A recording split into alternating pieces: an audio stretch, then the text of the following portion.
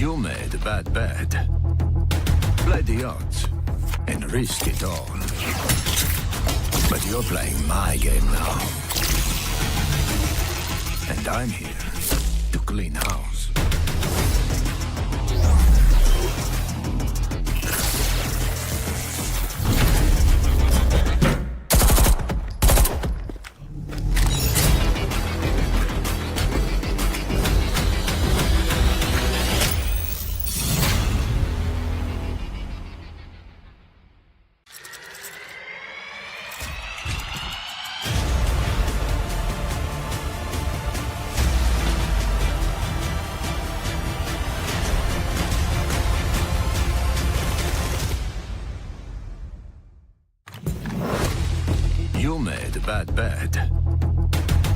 odds and risk it all.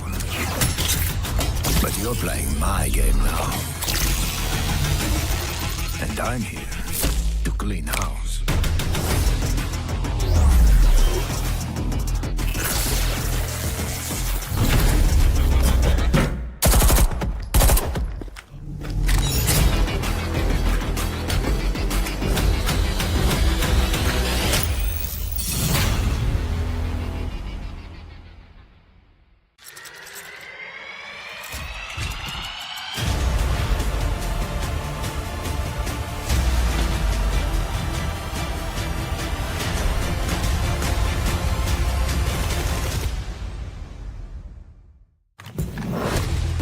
You made a bad bet.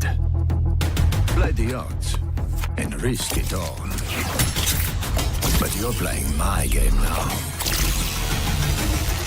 And I'm here to clean house.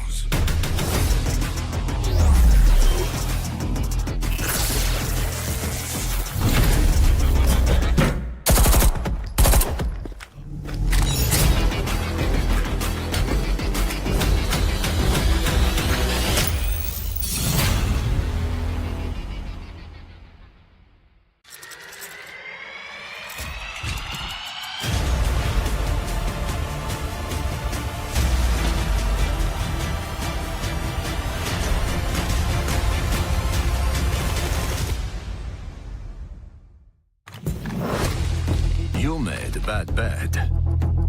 Play the odds and risk it all. But you're playing my game now. And I'm here to clean house.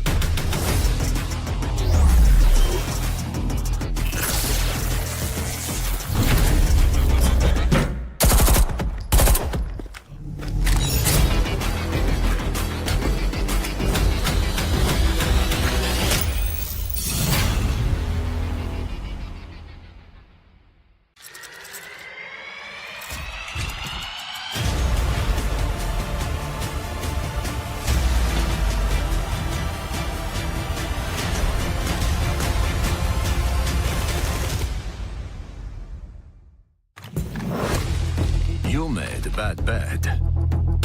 Play the odds and risk it all.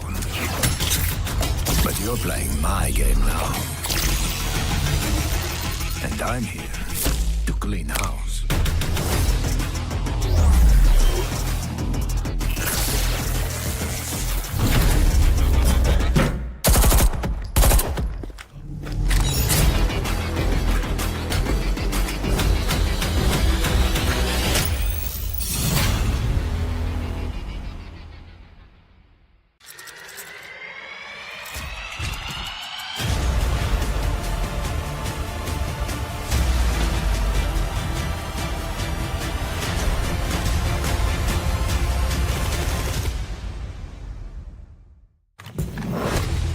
You made a bad bet.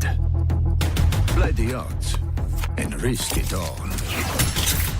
But you're playing my game now. And I'm here to clean house.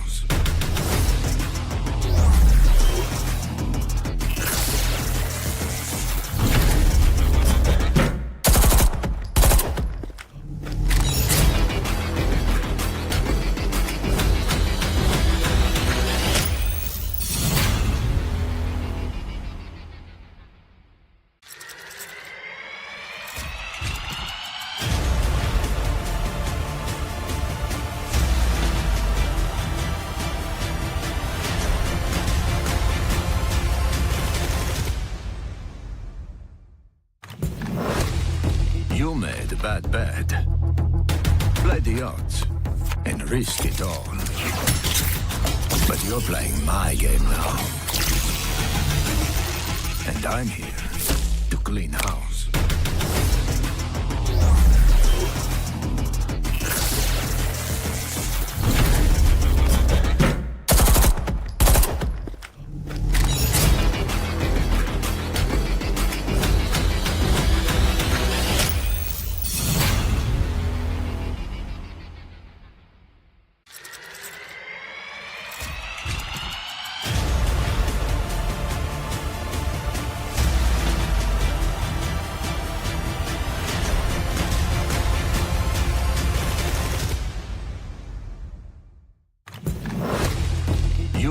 bad bet. Play the odds and risk it all. But you're playing my game now. And I'm here to clean house.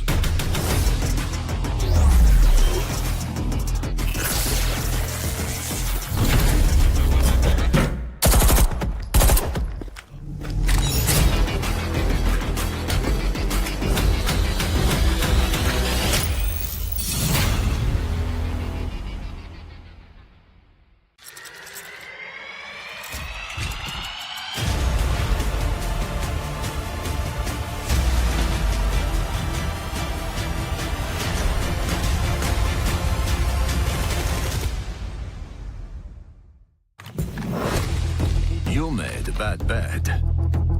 Play the odds and risk it all. But you're playing my game now. And I'm here to clean house.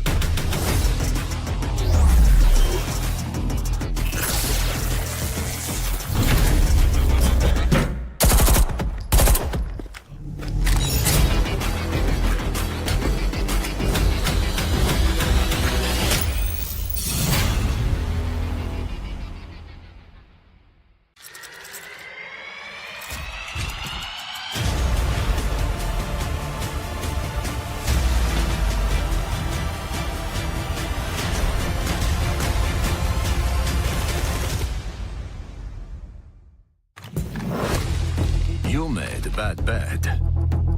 Play the odds and risk it all. But you're playing my game now. And I'm here to clean house.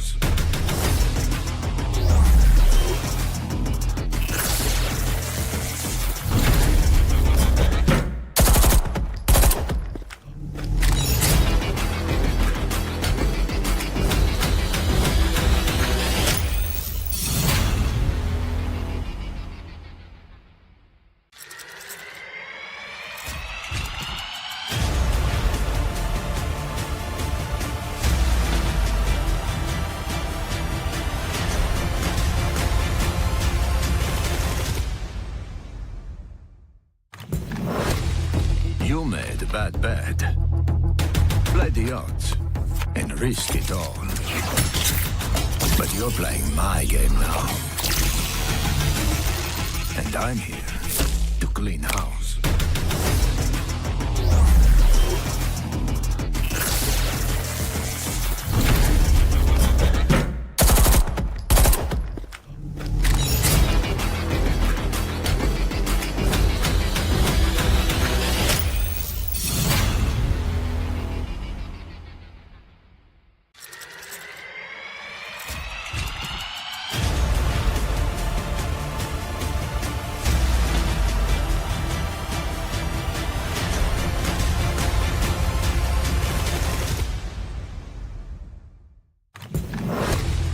You made a bad bet.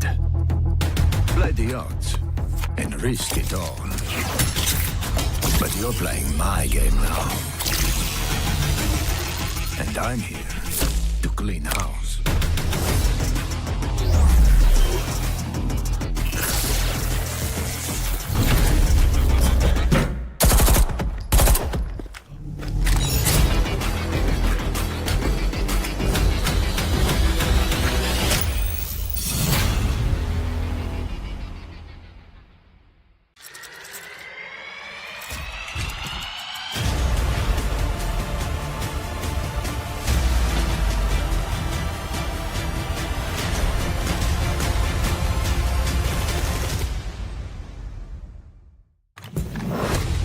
You made a bad bet.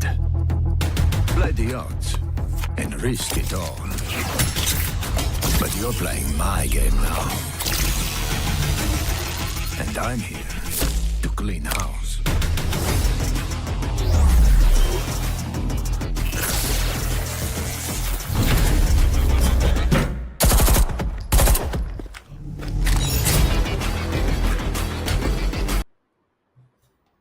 Alrighty then, ladies and gentlemen, welcome back once again to the South Asia Elite Community Series here for Rainbow Six Siege X at Fragnation in partnership with Ubisoft. I'm your host, Blackjack. Join me once again is my co-host, Bullet and Madness, as we are back once again for another weekend and another best of 3. This Sunday evening, we've got a fantastic game for all of you, if I do say so myself. It is Hasib Warriors versus Team RUE in the upper bracket round 2 matches. Madness. Well, since you're the analyst for this segment, I'm going to pass it off to you first. What do you think? What are we looking forward to tonight? We are looking forward to. Oh, sorry. Yes, continue. Yeah. As like I say, as I'm on the list just for the first part. Yeah, talk about the side of Hasib Warriors. It's nothing but all praises, right? They are one of the top contenders if we talk about the 2023 competitive season of South Asia's Rainbow Six Siege. In our region, they are one of the top contenders when it comes down to the entire region, honestly speaking. But also talking about the side of RUE, how we have seen their performance coming in down for the quarter finale. Even if you talk about the qualifier 1, even if you talk about the side of qualifier 2, they have shown some really good gameplay. Most of the matches that they have played in the qualifier 2, when it comes down to the round number 1 games as well, qualifier 1 as well, in the qualifier 2 especially you're talking about, they have won the majority of the series with a 2-0 scoreline. Apart from, yes, some of these matches being very close, like once they went up against the team Illusion, and they on the second map of Lair, they won up with a scoreline of 8-7. That went on to up till round number 15. But as we all know, folks, the South Asia Elite 23's prize pool, it's going to be an entire prize pool of 3 lakh Indian rupees, one of the biggest prize pool that we have seen in our region. The first place team will take home 1 lakh Indian rupees, second place will take home 16,000, and thus the entire prize pool are as follows. But also, again, coming on to the topic of Hasib Warriors, as we are going to take a look at the map veto momentarily, we have to give them the credit of being one of the most consistent team, Madness and Blackjack, in our entire region. Madness.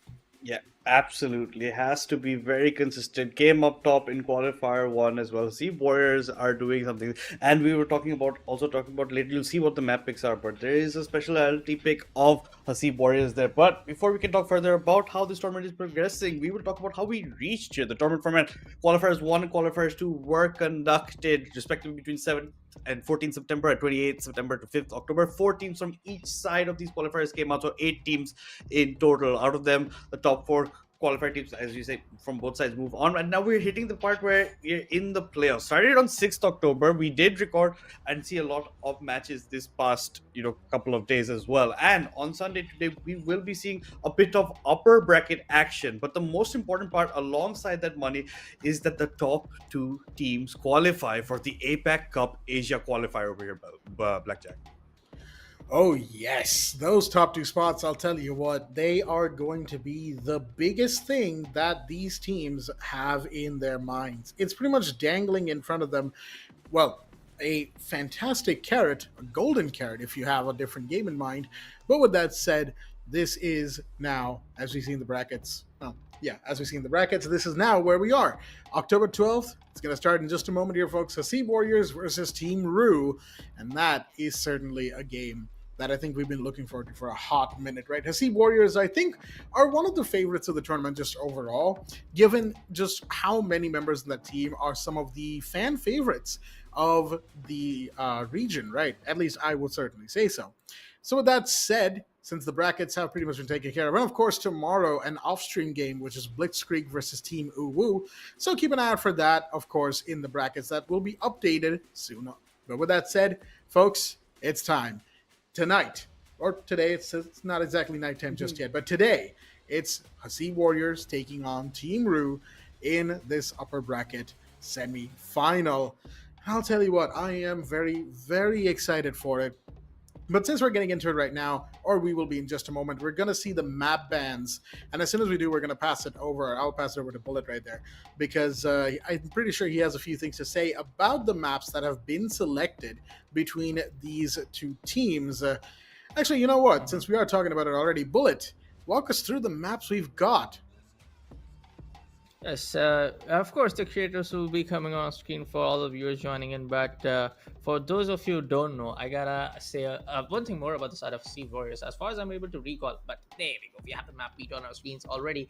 The bank has been banned up from the side of RUE. Of course, we have, and it is a very clear case that bank is one of the strongest map coming in from the side of Hasib Warriors. Is it going to be the second strong map, which is going to be get picked in the second map, which is of course the side of Border. Border has been played numerous times from the side of Seabirds in the other competitive stages in our region, in the competitive tournaments in our region, and they have won maximum number of rounds in their entire games at Border. Also talking about the fact that Clubhouse is going to be the first one. Yes, I might give the credit to the side of RUE, them being smart enough to play on the map of Clubhouse. They have played a lot of matches, I guess, in the qualifier one, if I'm able to recall it right.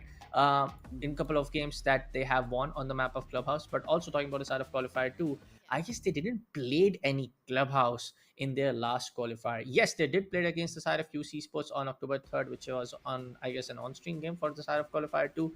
They won up with a 7-3 scoreline. So yes, couple of games that they have, played up against the side of QZ Sports, and I guess so with some other teams as well.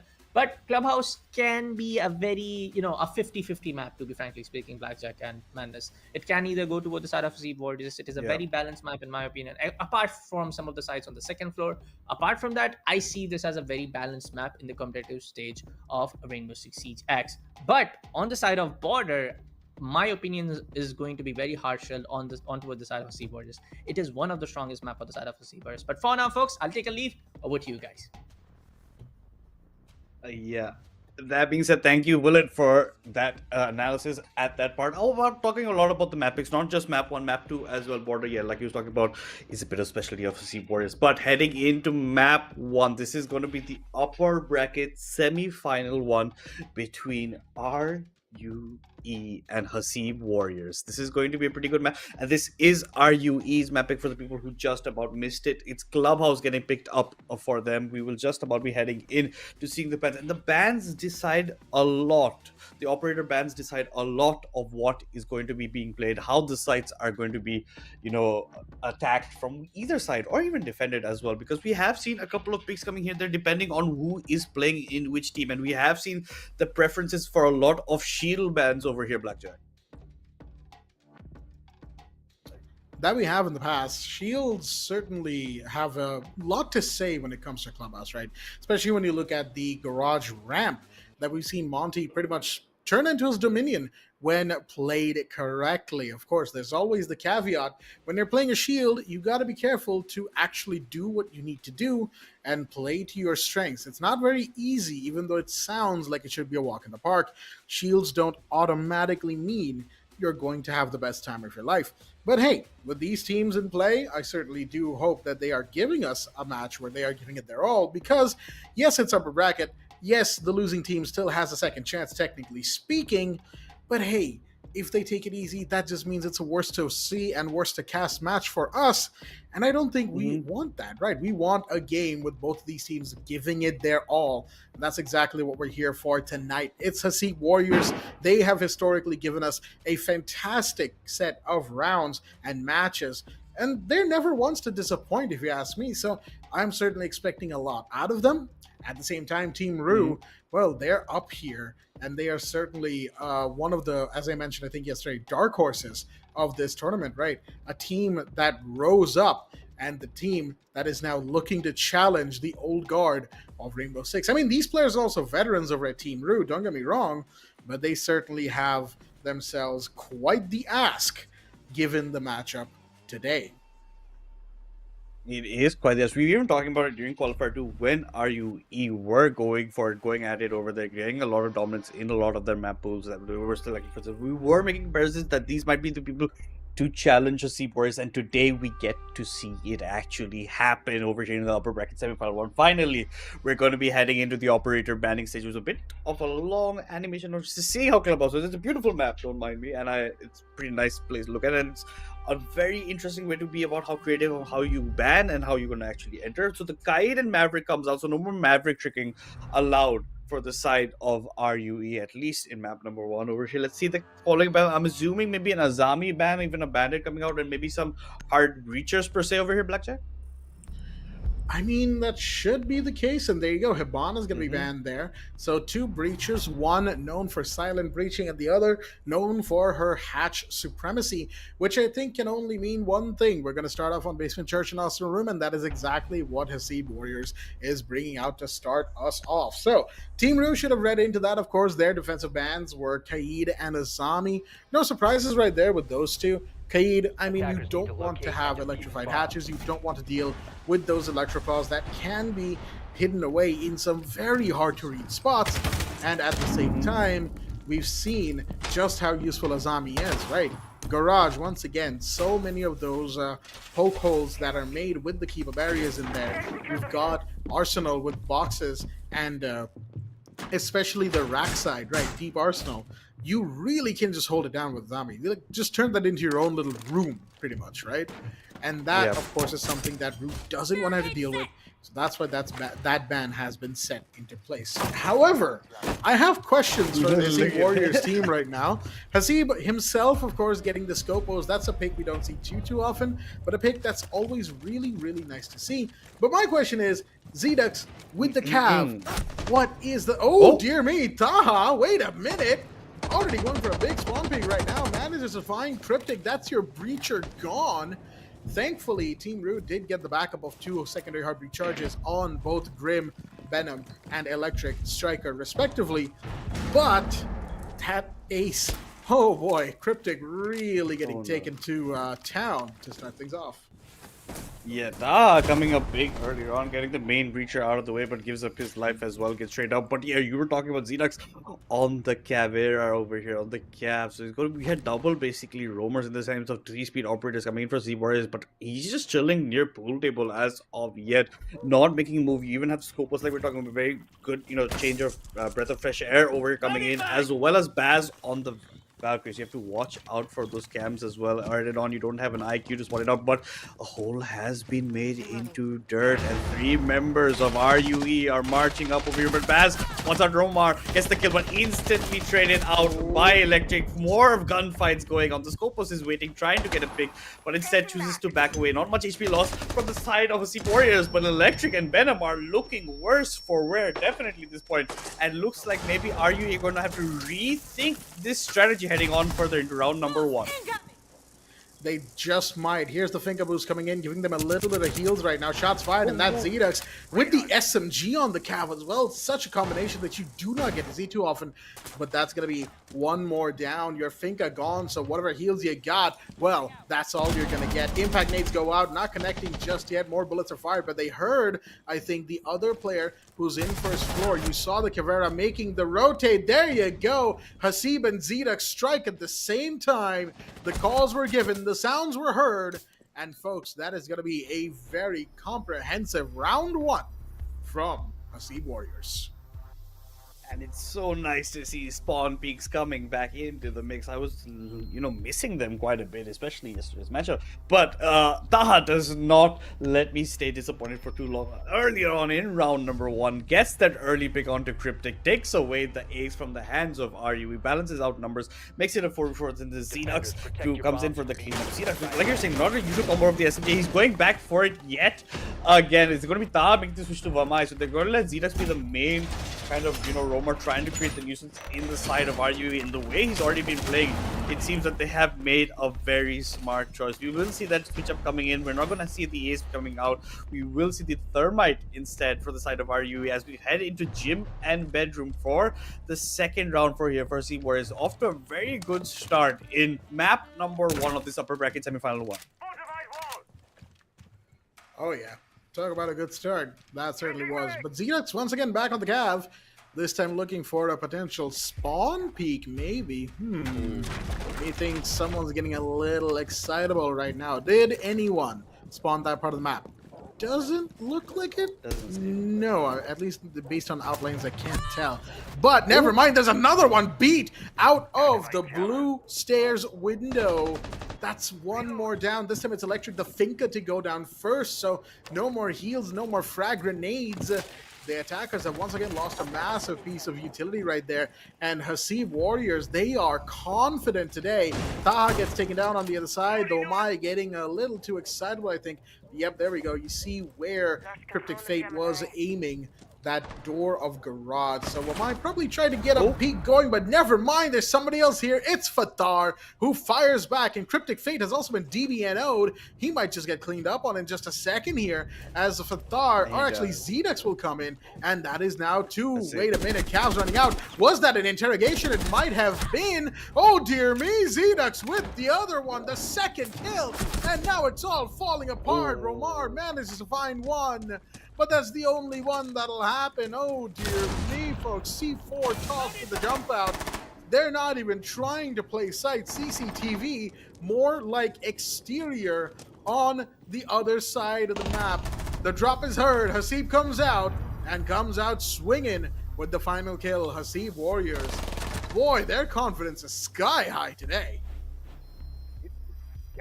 Yeah, not letting RUE near the goddamn building at this point. Hasib Warriors have been just showing so much aggression. We started the round with seeing that maybe that Zedux is going for the, that early kill, but instead it's going to be Baz that gets the early pick out with that Lesion, gets the gun down off with the SMG, gets the early pick out, and then, Fake comes, Fatar comes in as well. Bandit also coming in clutch as well. So just everybody all out just showing aggression from the side of Hasib Warriors. There is no fear in the minds of the defenders whatsoever. They're looking to complete the rotation over here, taking up CCTV as their third site over here. They've done 2 rounds in a row. They're looking to make it 3. The Thunderbird shall make an appearance in the hands of Baz, but there's also that clash in the hands of Taha over here, Blackjack.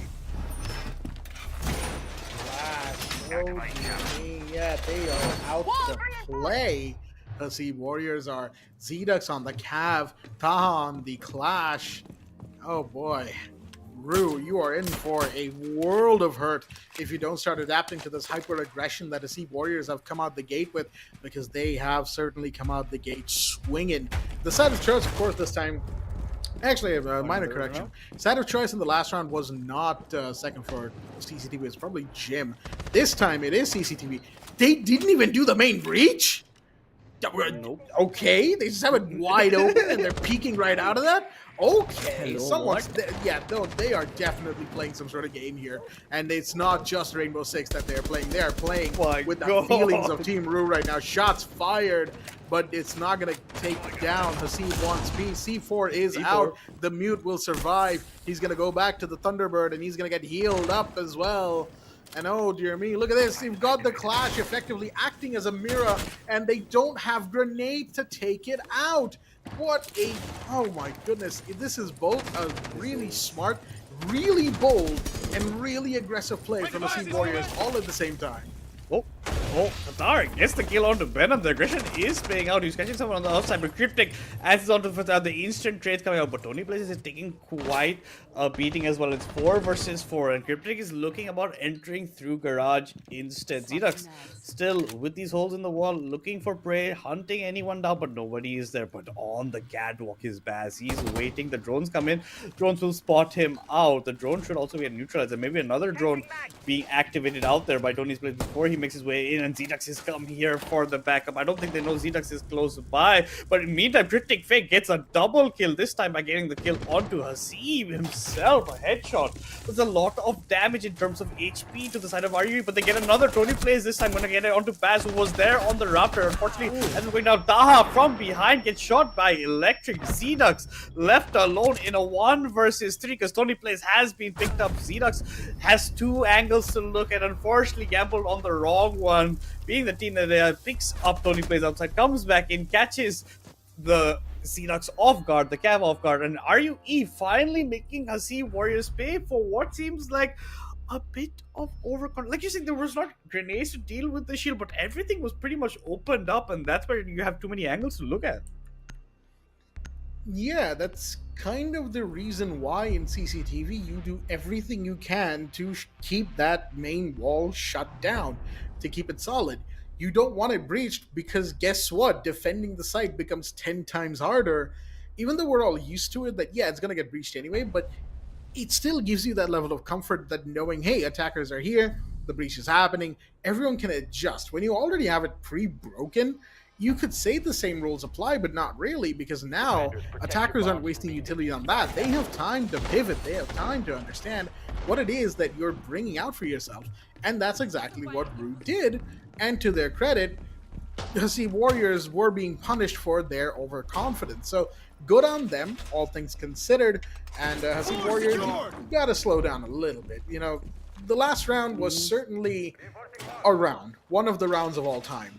But you know, let's not have too many more of those, right? You're confident, we get it. Team RUE certainly needs a lot, will probably gain a lot of experience from even this. However, we want to see something more of what we've seen before from Hasib Warriors. With that said, final bans have already happened. It's Valkyrie and Grim. No surprises right there on either side with those bans. And we're going to be going right into Basement Church and Arsenal Room for round number 4. Zedex is sticking with the calf pick, so it looks like that is a legitimate... Well, I say legitimate. That could just be like them thinking, hey, it's an upper bracket semifinal. Doesn't matter if we lose. Let's try some, new things, or let's try some operators that we don't normally play. Val's playing the Ella, for instance. You don't see Ella on this particular site that much. Sometimes maybe. But Vigil, like Taha's playing, or other operators like Mute, like Jaeger, like Omai, like Mira, they all get played here. And actually, Mira's available. We haven't seen her yet from Hasib Warriors. So they're probably doing, they're probably taking at least a couple of rounds here to experiment a little bit, which I can commend. Experimentation is what's gotten Siege's meta to where it is today. So, in the spirit of the competition, I'm liking what I'm seeing. I just think Mir doesn't fit in with the high active playstyle and hyper aggression that Hasib Warriors is bringing out, at least in map number 1 over here. So I think that's pretty much the reason they aren't going for it. But Taha and Zedex, these are the two roamers that the side of RUE definitely need to clear out. Look at the patience Tony Place is showing over there. Again, another dirt tunnel entry from the side of RUE. They did this last time when they had come to the basement, and now at least this time the ace is alive to try to open up. Oh, a bit of a miss throw on the Selma charge. He has to walk a bit back through it yet again. Now finally should be opening up. A nade was thrown, I think, to stop it. Not sure if it did ended up going for exactly that kind of rim, but you can see exactly what Zito was saying. Now we are following Tahar near Jim. Cryptic Fate has made his entries near logistics right now. Can go into the hall with a bit of a cat and mouse between them. A couple of shots between the floorboard exchange between both teams. Nobody actually taking any sort of damage, but the hatch is very surely opened up right now. They're even making another hole towards the backside between the floorboards. Venom gets shot down quite a bit by Hasib. Hasib goes for another peek, but this time, unfortunately for him, he's gonna fall down. Venom's gonna clear that up. Takes a bit of damage on the way out. Venom's not looking quite healthy, and this is the moment where Zedex and Taha are going to you see Taha coming down the stairs. Unfortunately for Cryptic, the guy who's been following the entire round gets the better of him. Unfortunately for the Vigil, he's not going to get any kills this round. The last 30 seconds, 3 defenders left. Zedex strikes hard and fast there onto Cryptic Fate, looking for the guy coming down the stairs as well. There's a man in the hallway. From now he sees the shoulder, sees the play, the fires there, but it's an SMG silence through the wall. You don't do that much damage unless you hit the head, but still he gets the kill onto Tony Plays, going for more, but Romar says no. But in the meantime, Baz gets the kill onto Electric. Now the drop has to come down. It's a 2 versus 1. You're going to be falling to your death, and that's exactly what happened. Fatar on the Thunderbird for the cleanup, shooting clay pigeons out of the air as they fall down in the hatch, and yet again another successful basement defense from the side of Hasib Warriors. You know what, Zedex? I doubted you, but I wasn't familiar with the game. I'm sorry. That calf play on the first floor certainly was a round-changing play right there, and I'll have to give credit where credit is due. That's pretty much what Cav was good at, right? Those sneaky plays that you don't expect on the road, which is funny because Taha on the Vigil was trying to do something similar by going down main stairs. It just didn't really work out that way, right? So, sometimes it works, sometimes it doesn't. You just say it is what it is and move on. And that is exactly what Team RUE will have to do. 1 and 3 down. Of course, it's not the worst thing in the world, but looks like Hasib Warriors are slowly starting to take this a little bit more seriously. Given that in the previous round, I will say there was a couple of moments where RUE looked like they might win the round, right? They had the body advantage for a really, really long time. They pushed it to a 5-3, and then it was Zedux's play that really could have gone either way, right? Say Cryptic comes down the main stairs earlier, finds Taha, and continues pushing down it alongside the Nomad down the hallway, kitchen hallway, right?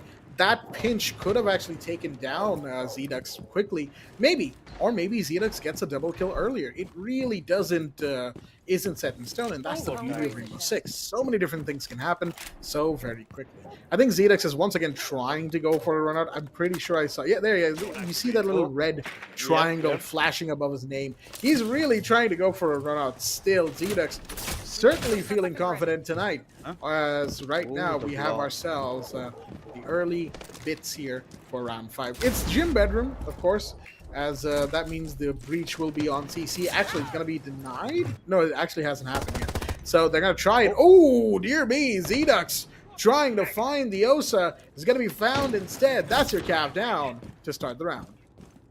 Exactly, not just this. What Tony Place did earlier puts the Osa shield in the window, breaks it, so it's hard to shoot through the window if you're a defender, so you're opened up the entire walkway over there, so that's going to be good for you. But it's actually been taken down from what it looks like from the rooftop. Cryptic Fate is trying to fight back, so the Osa shield that was placed there has been completely removed. But look at this, the small amount of punch hole in garage. He's looking for a pick, but doesn't seem to find it. Finally, the entire breach has been opened up by the Thermite, by Romar. And now, even now, Tony Places sees the punch hole, finally shoots a couple of bullets. A lot of Graze action happens to the corn, but she's confident in position. Meantime, Benno gets a kill onto Fatar. Hasib trying to go up the stairs, gets damaged quite a bit. Cryptic gets a kill onto Baz. This is Hasib Warriors a bit too spread out. They didn't get their initial frags. They are down to low HP. They are down to one man. They are down to none. And a flawless round coming out from the side of RUE. Ooh. Flawless from RUE. Oh dear me. That's certainly going to put a bit of a dent in Hasib Warriors' experimental phase right now. Because they'll be thinking, all right, folks, we have had a bit of a moment here. That wasn't exactly what they were looking for. I think we can all agree on that. As losing rounds on Clubhouse defense, never quite what you want to do. And that's exactly what ended up happening to them. So, what does that mean for the rest of this matchup? Well, Hasib Warriors are right now 3-2 up. They still have advantage. They still want to make it 4-2. But I will say, perhaps toning down the aggression would certainly help. Because again, Zedux, I understand, he's meant to play on that, aggressive roam. He's a Cav, right? Cav mains and Cav players are pretty much obligated, contractuated to go and find kills and hunt people down, even at the cost of their own lives. However, when CCTV is being pushed and you really don't have any other place to go, I think staying in garage is one of the worst things you can do.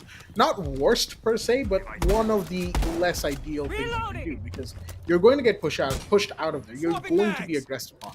And if you want to stay alive, maybe holding red would be better, or maybe holding in cash would be better. Again, I'm just saying based on what I've seen from this team, right? We've been seeing Hasib Warriors and these players for a really, really long time. Oh dear me, here comes the pings, and they are really hunting down whoever is in garage right now. It looks like it's Zedux, and Zedux is going to make a quick getaway down Oil Pit silently at that, thankfully staying alive for the rest of the round.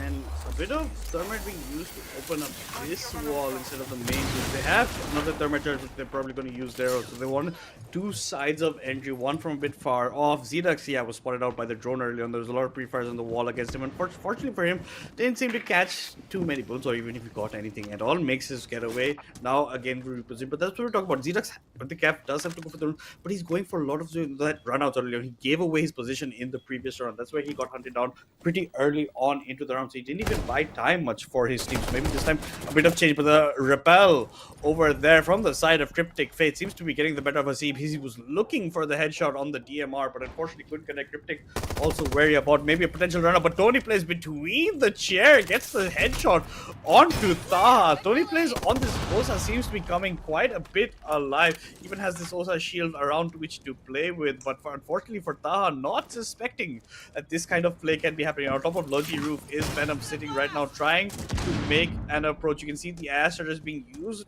by Electric. A couple of rotations coming in for Hasib Warriors as they narrow on the clock. 1 minute, 20 seconds left to play with. Time is of the essence right here for RUE, and they are certainly making good time at that, folks.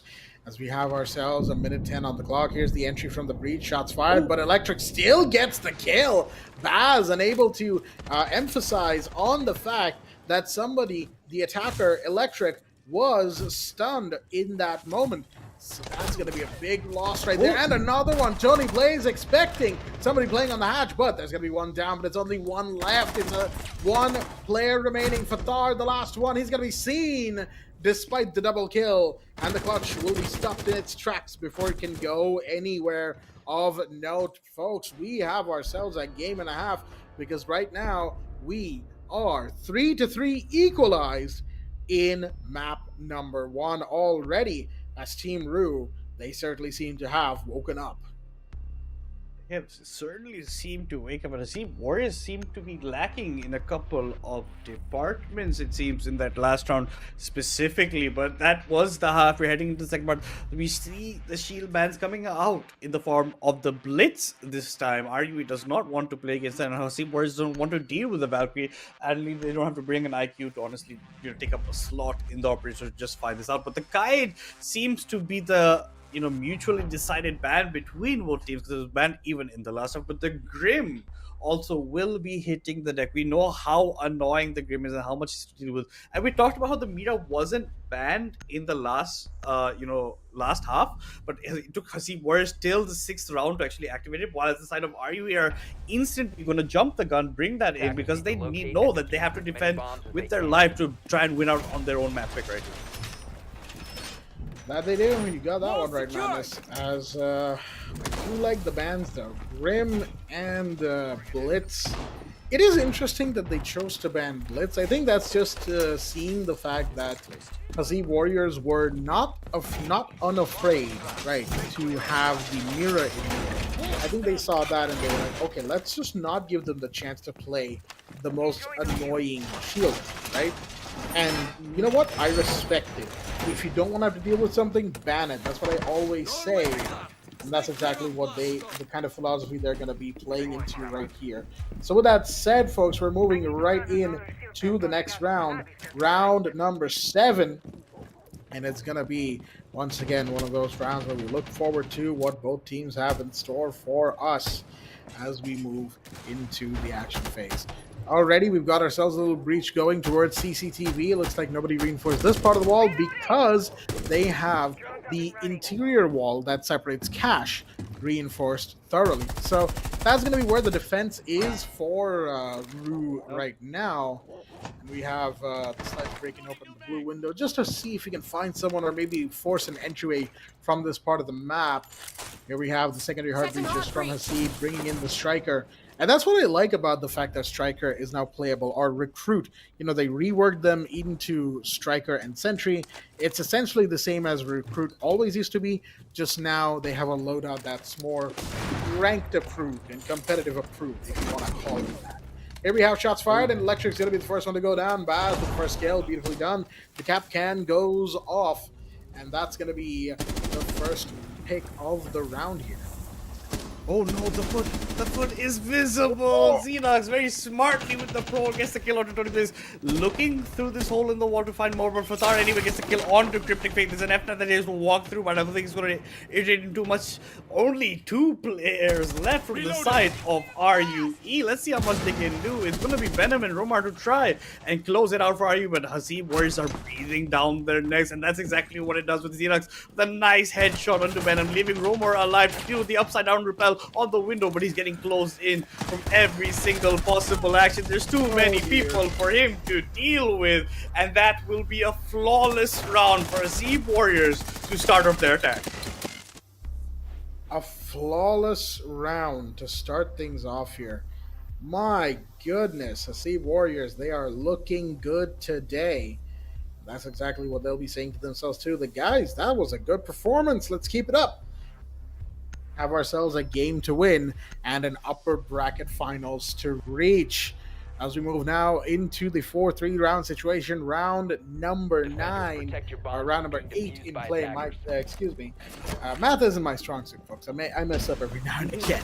But, point notwithstanding, round number 8, we're going straight down to the basement. This I like from Team RUE. They're a team that has shown that they know when to change it up if something isn't working right. Last round, Hasib Warriors took off flawless. And RUE knows that they can't afford to give them another flawless by going to gym or even CCTV, because that was an entire second floor clear that Hasib Warriors demonstrated with a level of ferocity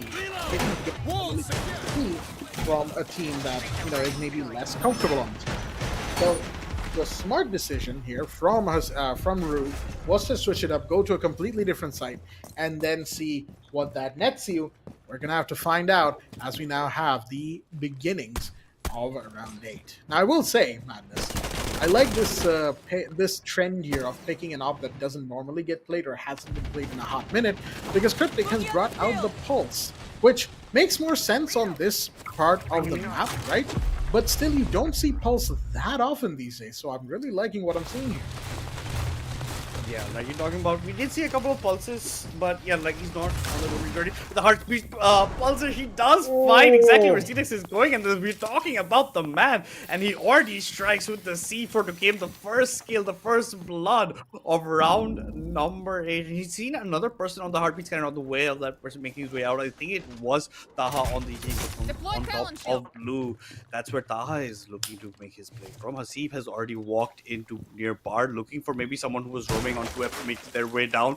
That's exactly how Taha had played it as the vigil itself, so exactly what he should be expecting as well. Heartbeat sensor deployed, not gonna find any pulses for now, but we can hear the sound of hatches opening up from the side of Fatar on that Hibana, and now all entryways should be open up from RUE, but they do have the man advantage. Hasib now trying to make his own rotation from outside the building, maybe heading back to the top of kitchen hatch, or maybe just going through dirt instead. The drones are coming in, but the Zami, an operator that wasn't banned by RUE by the side of Hasib Warriors, has made a complete setup over there in Arsenal Room, like we were talking about in the previous hub. This is where the deployment will be coming. This is where Venom will be looking to make his mark, try and help RUE fight back for rounds.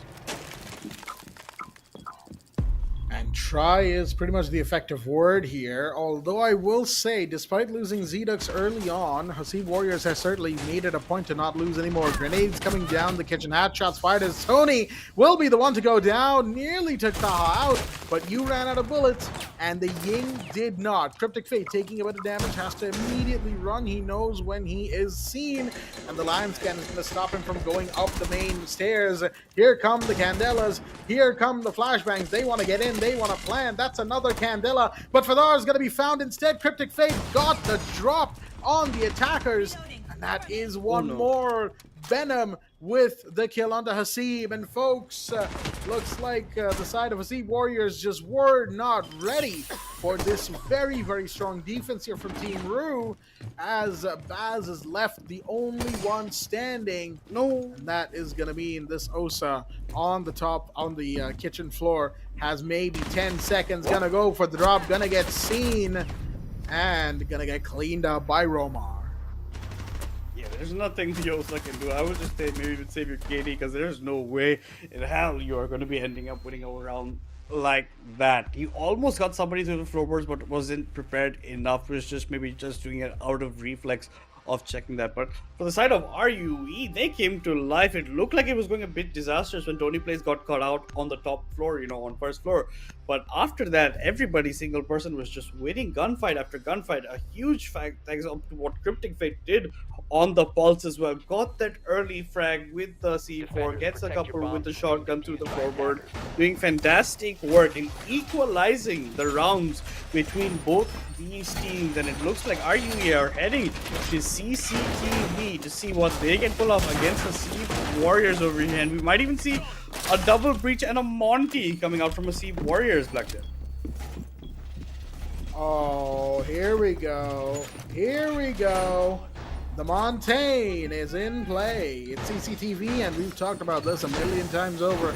Monty loves this part of the map. And very, very good reason. Of course, they're going to also keep the Maverick, who was not banned this time around because of the Grim and Blitz bans from the side of RUE's defense. So, folks, we've got a couple of picks here that we don't normally see. Hasib with the Monty. We've got Fatar going for the breach.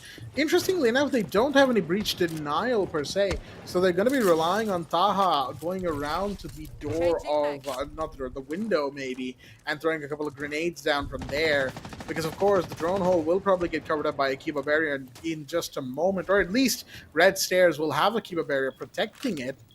But the Bandit is the main point of contention here. You got to take him out. And what do they intend to do? Well, they could also use Maverick. I think that's the plan, actually. There you go. Maverick coming in, probably trying to do a little Maverick tricking, make the walls soft, and make this breach go by that much faster. I'm not sure if they're going to be using that little trick that Maverick can now do. Since electricity is a neutral tool now, he can just repel on that wall and not get damaged and just, you know, be a little annoyed for his trouble.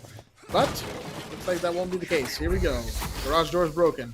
Monty's trying to push in. There's the Kiba barriers. He's got to be careful of that. That's going to force him to crouch if he wants to go up there. Good use of utility from Electric to just stall the Montaigne, who is also just sitting there kind of calling for help, being a big distraction.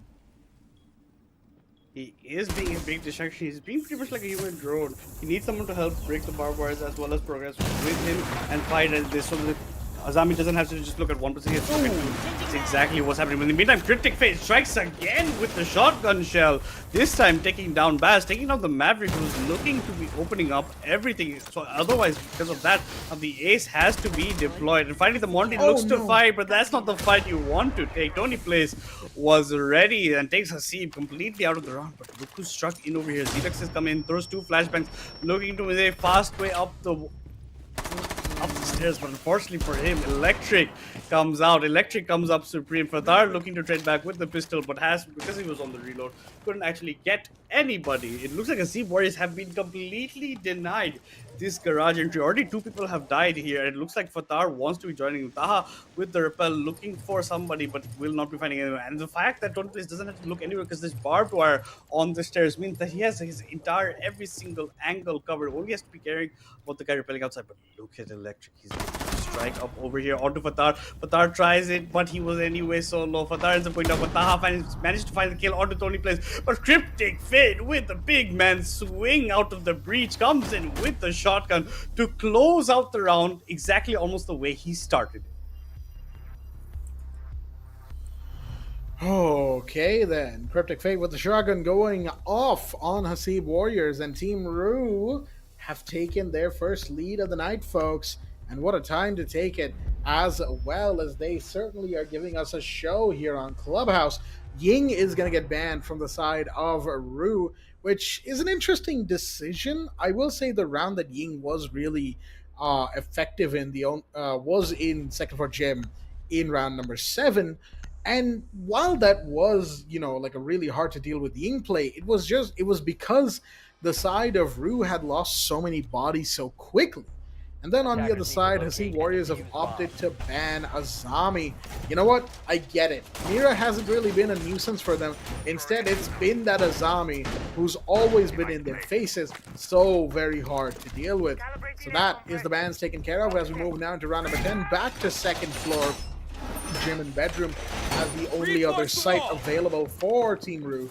I mean, first floor bar is available, but nobody plays that unless you have a hyper specialized strat made specifically for the puddle map, which I don't think Team RUE does, or even if they do, they don't want to reveal that in this matchup. Because again, it is just an upper bracket semifinal, right? And I say just as if it doesn't matter. It does, of course, but you've still got a chance after this. You're not in desperate straits, or you're not in like the upper bracket finals or the lower bracket finals or the grand finals, where you're basically throwing every single card you have at the desk. So with all that said, let's see if Hasib Warriors has an answer, because they certainly need to come up with some. The last couple of rounds have not really gone their way.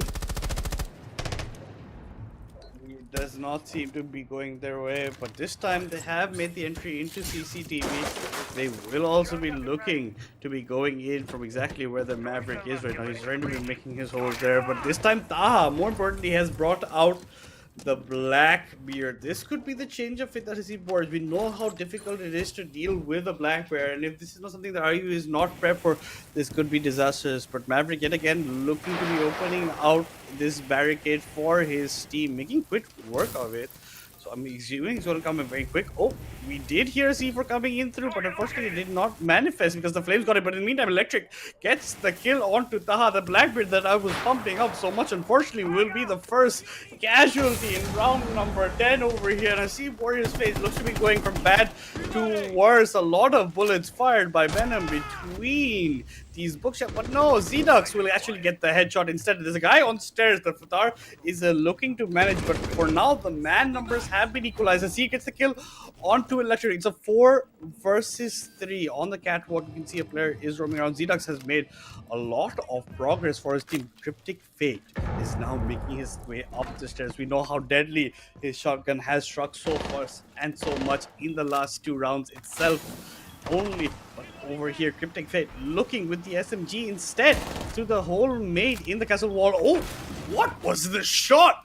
A nice burst of bullets, and the end result is Fatar getting eliminated from the round. Cryptic Fate looks to be doing it all. The shotgun jump outside. He does get the knock. He doesn't get the finish, and it's in a position that Baz can pick him up. After Baz gets the kill onto the man, chose to fall out the window, but the C4 comes in for the person who was just picked up Hasib.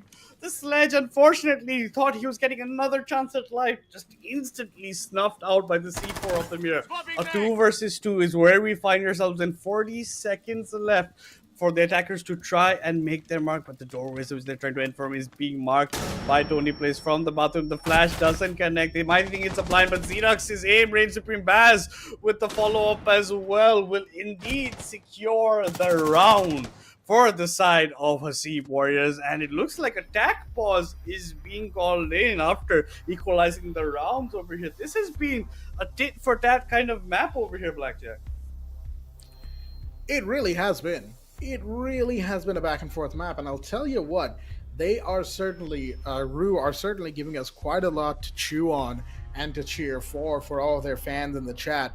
Hasib Warriors on the other side finally picking themselves up, giving themselves a much needed reprieve in terms of their round count.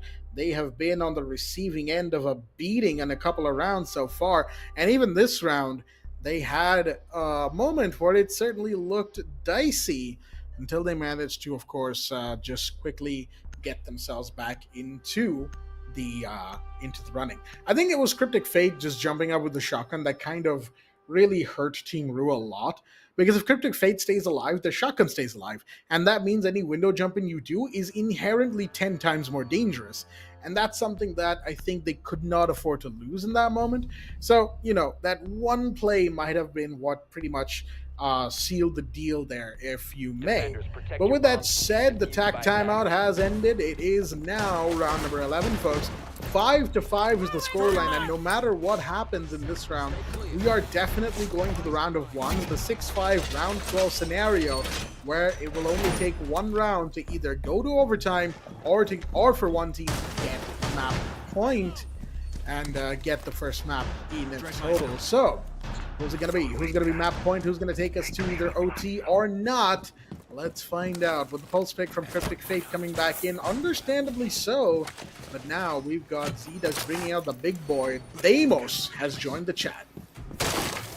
Deimos has joined the chat. Taha will be playing that same Blackbeard. Unfortunately, he could not make with much of an impact. Game taken out quite early into the round. But now, let's see how well it will suffice for their team. Who will get their first foot out of the door? Who will hit that, you know, ultimate number 6 in that round column next to their name, so that they can have the upper hand in this exchange. But I like the operator picks coming out from RUE. This is the operator picks that look to be fighting back. Here, yet again, bringing out the pulse. We have the Capcans coming from Romar. We haven't seen much Capcans, so Hasib Boris, I don't know if they'll be mindful to be checking the doorways on the way for entry. But Electric comes in with the FNAS. He does love playing MP7 type operators. He loves playing with the gun from what I can come out with him. And that FNAS getting triggered there allows Cryptic Fate to make the move. But there's a drone that he has to deal with. Not sure if he got the last shot. This one, yeah, finally has cleared it out. But another one comes to take its place. The heartbeat center has been deployed, but nobody in the range of any C4s.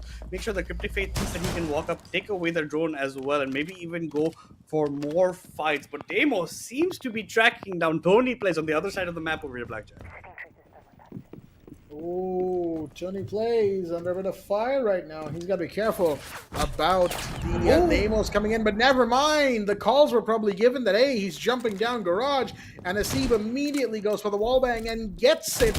Massive shoutouts right there to the coordination of Hasib Warriors, but of course, massive kill as well, as that's going to be your alibi gone. Cryptic Fate, of course, trying to find some heartbeats, will do so, knowing that the OSA is up there. But now, the Deimos comes in, he's going to try hunting him. Of course, Cryptic Fate is in a much better part of the map where you can't get shot from the ceiling, but never mind, he's going to try and risk it. He really wanted to bait the Deimos into maybe trying to shoot down the floor, and there he could see for him. That's exactly what he's going to be doing. C4's out, but Fathar only takes a little bit of damage, not enough to dissuade him from continuing to be a menace. Wait a minute, Deimos is already down here. Shots are fired. Hasib gets one, gets taken out by Romar, and it's going to be a big fight at the moment. Fathar goes down to Electric as the Hasib Warriors' attack is getting a little too overconfident. Shots fired. The Blackbeard missing a lot. He's going to get one, but he's going to get two-sided from the back. It's going to leave Baz in a 1v2 now. Position given away with the one bullet that they fired, and they're going to get aggressed upon in just a moment here. Shots are being taken. It's a shotgun and an SMG. He manages to get one. He gets the second on the turnaround with the bomb chassis for cover. Beautifully done by Baz to hold the ship steady, to keep the team afloat, but not just that, to make it 6-5 and give Hasib Warriors the first map point in tonight's matchup. Map point of the side of the upper bracket semi-finals in the upper bracket. It's just amazing the way that he played that. He's isolated the fights nicely, used, like you were saying, the bomb chests for the cover, comes back in for the kill. He drops out so late. I was honestly thinking in my mind, what is Baz doing dropping so late? Why is he not with his team earlier? But he just went out and became a virtual hitman over there, takes down anybody that came in front of him. They even prevents his teammate from actually ended up getting completely finished off so that KD also gets saved up. But Baz comes in huge when his team needed it the most right now, especially in map number 1. Hasib Warriors inching themselves, bringing us to the round of one, like Jen likes to say, one round for either overtime or one round for map 1 being done and dusted, and the check mark next to the name of Hasib Warriors in the book for this upper bracket semifinal one. But that being said, we are going to basement yet again. Romar are going to make the switch up into the Thorn Electrics yet again with the FNATs, with that friendlier. But we do see Venom bringing out the Scopus. We have seen this man have the tendency to time and time again try and bring out this operator, albeit whichever map that they are on. But Taha has made the more important switch from the Blackbeard into the full-on Monty over here. Montaigne, once again, this time from Taha, is an interesting pick. I'll say that much, but I'll reserve judgment on how the Monties played based on the events of the round. Already first floor controls being taken really quickly right now, as we are, of course, back to Basement Church. But with all that said, folks, I am really interested to see what the kind of thought process here is from the side of Team RUE, as they desperately need this round. Zedux, in tandem with the drone, is going all in on the information gathering, as right now Hasib Warriors, all they need are a couple of early picks, and then suddenly you have yourself a quick round. But it looks like they've turtled up the side of the defense. They are holding in the sight, and just in the sight, and that's exactly maybe the best decision for them right now. I am not seeing a roam. I am not seeing anybody on second floor. It is entirely a turtle strategy right now, which gives the Hasib Warriors a lot of time to really dig their feet into the first floor, dig themselves into this situation. But it also gives RUE time to adapt, since they don't have to worry about any roamers going down early. Yeah, that is true about that, but that's a one way to deal with the Xenox. But there's Hasib popping off, getting double with the SMG. Who's first prone, gets up, gets another. That's Cryptic Fate Electric, unfortunately, gonna have to beat their maker for this most ultimate round. And now the ace is going to open up. Fender has to be careful because he's in. Oh, sorry, the Venom has to be careful because he's in a very bad situation. Is going to be making a bit of the rotations on the side over here. But Romar with the SMG gets the kill on the Xenox with another on onto Tony plays, but there's only 2 members alive from the side of RUE, and Hasib Warriors are 4 men strong right now on their progress over here in basement. But Venom's going to equalize. He's going to cull the numbers a bit. He's going to take Taha away, but Baz answers back into Romero, equalizing the numbers that were just taken away from his side. And then Fatar with the cleanup, with the final finishing touches over here in map number 1, in the map pick of RUE, and it's Hasib Warriors reigning supreme. Hasib Warriors with the 7-5 winning the map pick that was taken by Team RUE. Team RUE were the ones, folks, who brought us to this map. Unfortunately, they will not be the ones to give us the round for themselves, of course. They would have wanted the 1-0 for the start of tonight. Unfortunately, that will not be the case, as we have ourselves the 7-5. And I'll tell you what, given Hasib Warriors' history on the map of Border, given what these players have shown us on that map before, I'll tell you what, I'm a little scared for the side of Team RUE right now, as this team is not to be underestimated on that map here, folks. But with that said, that's going to end the first map of Clubhouse 7-5, and we're back to our beautiful mugs once again. And of course, we're going to be doing the post-match segment as we always do. Those who've been in the stream long enough, they know exactly what the flow is like. When, of course, we're welcoming back Bullet, our analyst for this map, which I did get wrong earlier on. Apologies, Bullet. But with that said, Bullet, take us through what we saw in map 1. Yeah, talking about the side of the Hasib Warriors defense, yes, there were some couple of rounds where they're kind of like, having a little bit of fun, bringing out the Kavera, and then, but up to round number 3 and up to round number 4, Zeta literally showed how you actually play Kavera, especially on a competitive stage like this. Him taking shots when it's necessary, him taking down the opponents when it's necessary, when they actually is getting the opportunity to do so, and then also getting that one interrogation on the round number 4. Not interrogation exactly, but getting that double kill on round number 4. Almost it was a clutch situation being given away. But also talking about the side of that, this Hasib Warrior is something very different. Hasib Warriors, well, from what we have seen in the previous years and previous stages of Rainbow Six Siege here in our region, they love to stick of what they know and love to stick some of these classic strategy. उनको जो पता है वो वही करते हैं. Coming on to the fact that them trying out new operators which has been introduced to the game, them trying out some really extraordinary operators which have been introduced to the game, is something which I did not really expect. Now, this was a part of a defense where RUE also had the opportunity to equalize up till round number 6. It was before the swap attack and defend swap was made. It was a scoreline of 3-3. Yes, RUE also got some really good elimination from their side. It was some of the classic defense here that we did. Also, we did saw some good Pulse Nitro C4s getting deployed and then getting early picks as well up against the side of Hasib Warriors. But when Hasib Warrior got onto their attacking play, oh boy, you cannot underestimate the size of Baz. You just cannot underestimate the size of Taha's play. But also given the fact that I was not really in the favor of the bans which I saw coming in from the side of RUE. I was expecting a little bit of the different operator bans compared to what we saw in the very first half of the first map. Given the fact that, yes, now we have the stats screen, the number stats screen right on our screen. It was 7-5 victory, as you all know.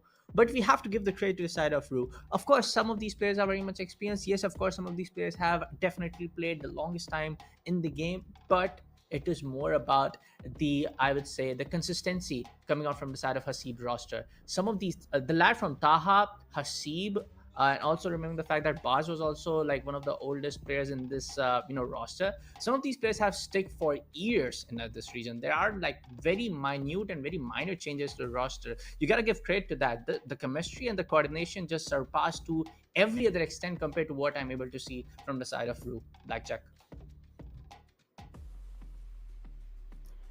Absolutely no. Their chemistry and their overall playstyle is certainly one that a lot of teams should be aspiring to. And I will say, we're going to see a lot more of that going forward into map number 2, folks. Because, of course, map 2 is Border, which was the pick of Hasib Warriors. And we've seen them play this map ridiculously well, even back during the days of Mercenaries. For those who remember, of course, they loved Border, and they certainly have a good track record. But we'll talk more of that in just a moment. Until then, we're taking a small break. Stay tuned. You You made a bad bet. Play the odds and risk it all. But you're playing my game now. And I'm here to clean house.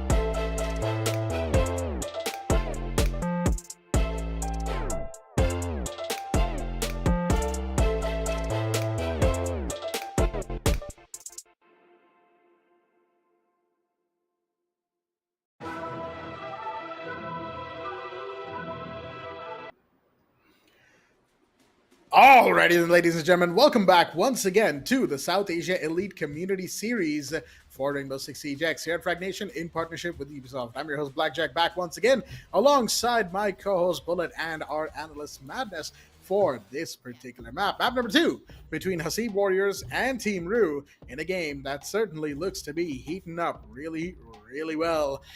Madness, I'm going to toss it over to you this time as I did get it right. You are the analyst for this round. I just had to double check because I got it wrong the first map. But given what we saw in map number 1, you and I, of course, we took the viewers through it. So walk us through what you're expecting here on Border, which is map 2. So I think Bullen's talked about this very extensively, that Border is something of a speciality of the side of the Sea Warrior. So I'm expecting, if that's how map 1 went, that's how Clubhouse went, with Hasib Warriors kind of, let's say it like it is, throwing a couple of rounds here and there and playing however they felt like it, and then still ending up victorious. I think Border might be a bit of a cakewalk for them against RUE. I'm not sure. RUE did adapt pretty well to the aggression Hasib Warriors did, in that first half of map 1, right? They still came out 3-3, but it's up to see how well they can adapt to Hasib Warriors' playstyle on Border, because if they thought Clubhouse was aggressive, Border is going to be a completely different kind of beast that RUE has to deal with, and Hasib Warriors is playing it, and I'm probably expecting the series to go to a 2-0 over here, Bullet. Yeah, definitely. Like you said, like from what I'm able to recall, because I was again at the desk when the South Asia Nationals were there, in the partnership with Ubisoft back in 2023. Hasib Warriors was one of the top contenders when it comes down to be playing at the map of Border. But for now, folks, we have to say goodbye to the side of Madness. Thank you for your insights, and now it'll be me and Blackjack on the desk. I mean, I love to see Blackjack every now and then. Really good chemistry, either with me, either with Madness, when it's sometimes Baba Gustav, it's aggressive. He's one of the top-notch talents in our region for sure. But again, now coming to the topic of bans, it is going to be the first foremost ban of Blitz, and makes sense. Hasib Warriors have a tendency to take out shields, especially one of the annoying shields that is right now currently the game is going to be the side of Blitz. Apart from the fact that he has a ballistic shield and it can flash you onto the face. We all know how that goes along with the side of Hasib Warriors. But again, a very clever ban coming from side of Hasib to take out the side of Azami. Now, Azami on Border can be a menace. It can be a huge menace when you're trying to cope up and go around the plants on the second floor, bomb side, whether it's even on the first floor, archives in the servers area as well. Talking about some other, strategies as well on, we have the Fender and the Blackbeard band, two of the most annoying shields have been taken out, makes sense, but still they have Monty, still they can use an Osa talent shield, still they can make their way on towards the side of is going to be the armory and the archives area. But for now, folks, it is going to be Hasib Warriors on their attacking side. Now coming to the picture of Blackjack, that how we saw the side of Hasib Warriors being a little bit more aggressive, being a little bit more dominant on their attack compared to what we saw them doing on their defense part. Again, comes down to the same fact that Hasib Warriors can actually outrun the side of RUE. We have to also give the credit of the fact that the adaptation game was coming a little bit late, but it was arriving very shortly for the side of RUE in the map number. So that same momentum, the same mental state can get carried forward on map number 2, as we do see, okay, it is going to be the first floor side of the tellers in the bathrooms getting picked up. Don't get me wrong, folks, that is one of the best sides that you can play, though after the rework has been introduced. But still, people prefer to play the second floor and the other two sides that you get on the second floor to, be as your first objective in the first few rounds of the game. Yeah, no, absolutely. First floor bathroom tellers is one of those sites that I think it really depends on your mileage, where you see that site fitting into your overall playstyle, right?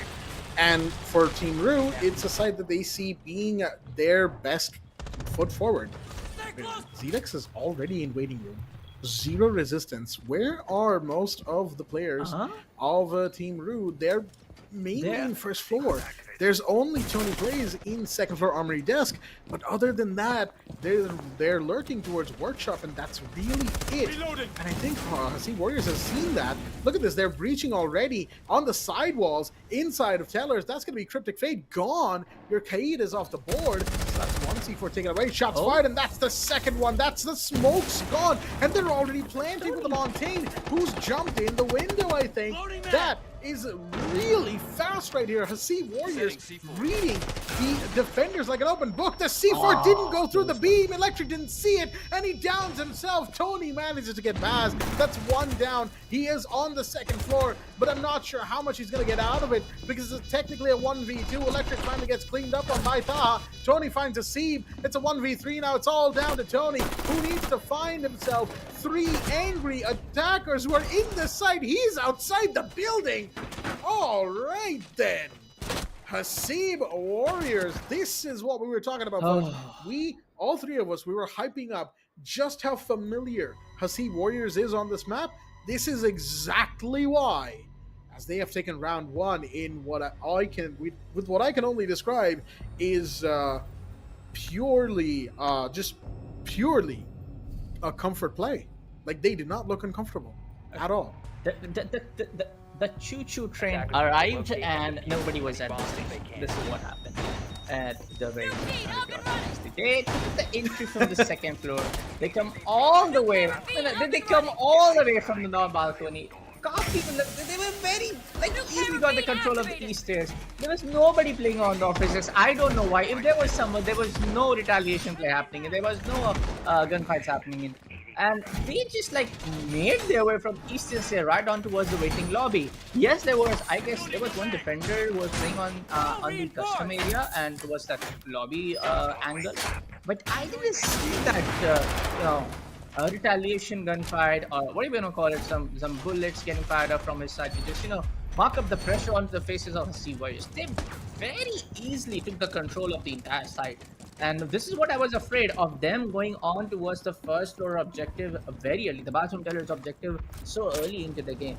But that is done, folks, and they have to definitely adapt to the entire scenarios coming in from the side of Hasib Warriors. From now, as we do see the second floor site, the main one, the armory and the archives area getting picked up. For the change, we do have Tony playing on the Mira right now. They do have a lot of C4s now. They have 4 C4s combined. And of course, a whole lot of traps as well. Because of course, Mute is an anti-intel and anti-trapper on the same point. The same goes in for the side of trap meta, for the side of Cupcan. So it's to me, the operator lineup is very stacked up for the side of RUE. All they need to do is really just have to make sure the denials of the fragnates comes onto the same point, but deny those fragnates. There's no ADS, there's no magnet system coming in from the side of Wamai, so they gotta be very much careful if some of these fragnates get onto their faces, which is of course going to be especially the case right now on the archive wall, armory wall. Sorry. Reloading. Yeah, it's just a case of finding that footing, finding that gap, and really exploiting it. Mirror window's gonna get busted open right there from the Mirror herself, and that of course is going to be a little bit more of something to worry about. Now, since there is no Kaid, I'm really interested in the fact that there has not been any breach done. Taha has secondary EMPs, but I think that's exactly what's going wrong. The Bandit has probably tricked a couple of those Selma charges. Actually, no, they haven't attempted it yet. They are just playing it safe. They haven't gone for the breach at all, other than one EMP being thrown from the Montaigne. He's giving away position to the Mirror. He's giving away position of half wall, but where are the other attackers is my question. 3 of them are kind of stuck around here by the main wall. Here's the breach finally happening. C4 goes out, and Fathar's going to be finding Cryptic Fate. Well done on the bait right there. C4's toss. Will that find one? Yes, it does. Hasib to fall, and Fathar takes so much damage right there. A little bit of an unfortunate moment right now. Electric comes around. He's going to find Z-Ducks, and that's 2 down for the price of 1. Even with the Grim Bees, it's not looking too hot right now for the side of Hasib Warriors, as their entry was pretty much... well, their only entry plan was get in from the main wall and take over half wall, it seems. And it has not worked.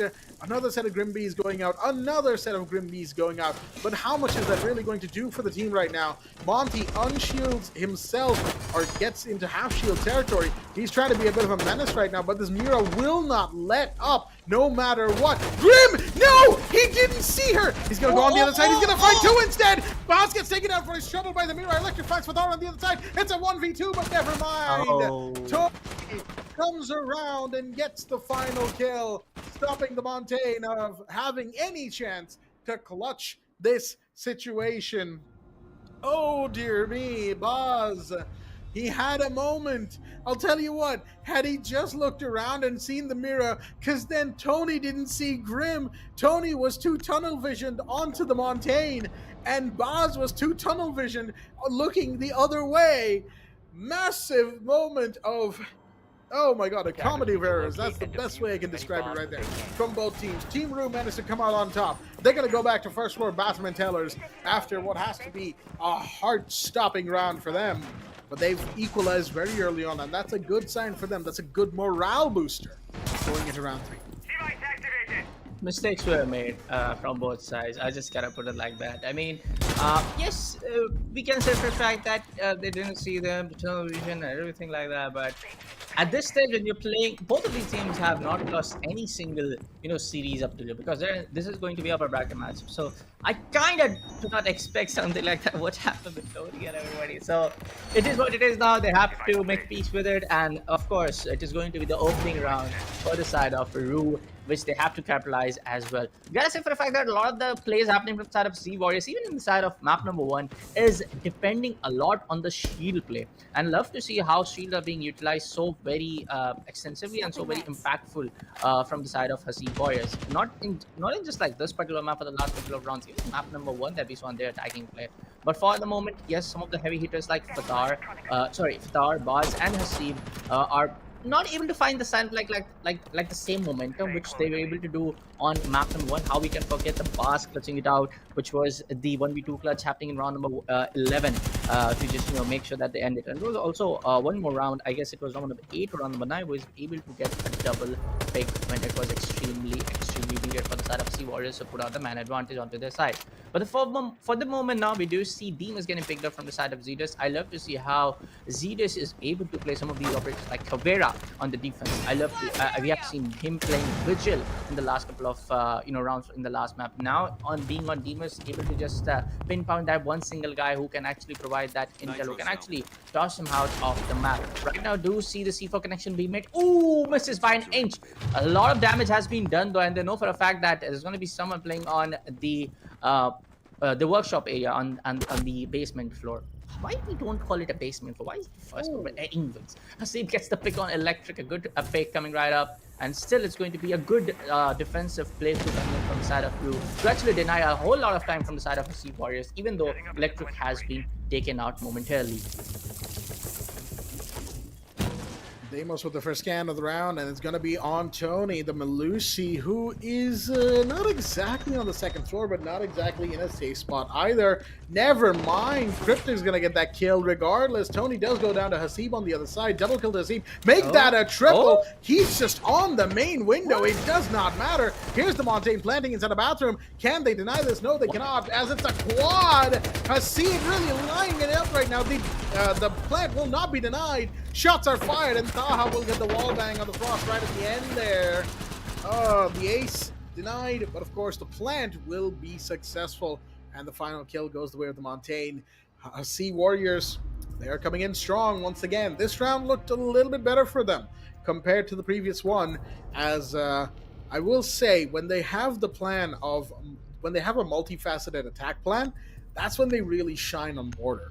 And that's not to say that they haven't. They've really been showing us a lot. So far, there you go. The Montaigne band was going to come out. Melusi has been taken out on the other side. I think both bands were kind of expected, although I will say, in place of Melusi, I was almost expecting a Pulse band, given how much RUE has been using Pulse.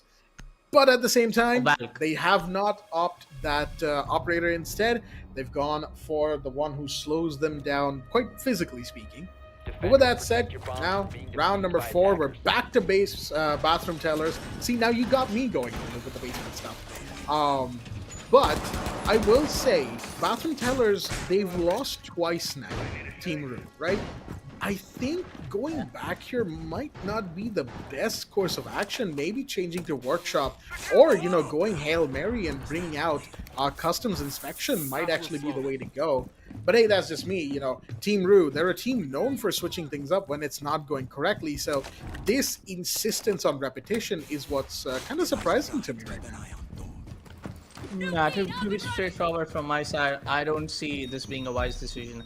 they have completely been torn apart. Whether it's from the side of Ash getting up those picks from the window, whether it was the very first round where Hasib Warrior was just able to steamroll into the side. Yes, on the last round they were able to stop the entire timer out for the side of Hasib for more than like 1 minute 30 seconds on the clock. But even after it, Hasib is able to get those from the main window outside the side. So them being a little bit, very, very kind of like orthodox about this site is something that a competitive game like Siege won't favor them. They know for a fact that their opponent are able to basically pick you out one after another.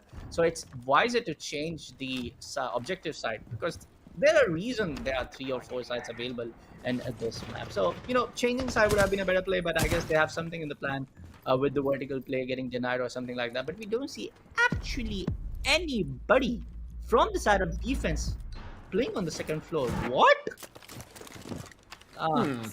Anyways, folks, I don't wanna sound like the guy that knows everything about Siege, but not a wise strategy of everybody playing on the first floor.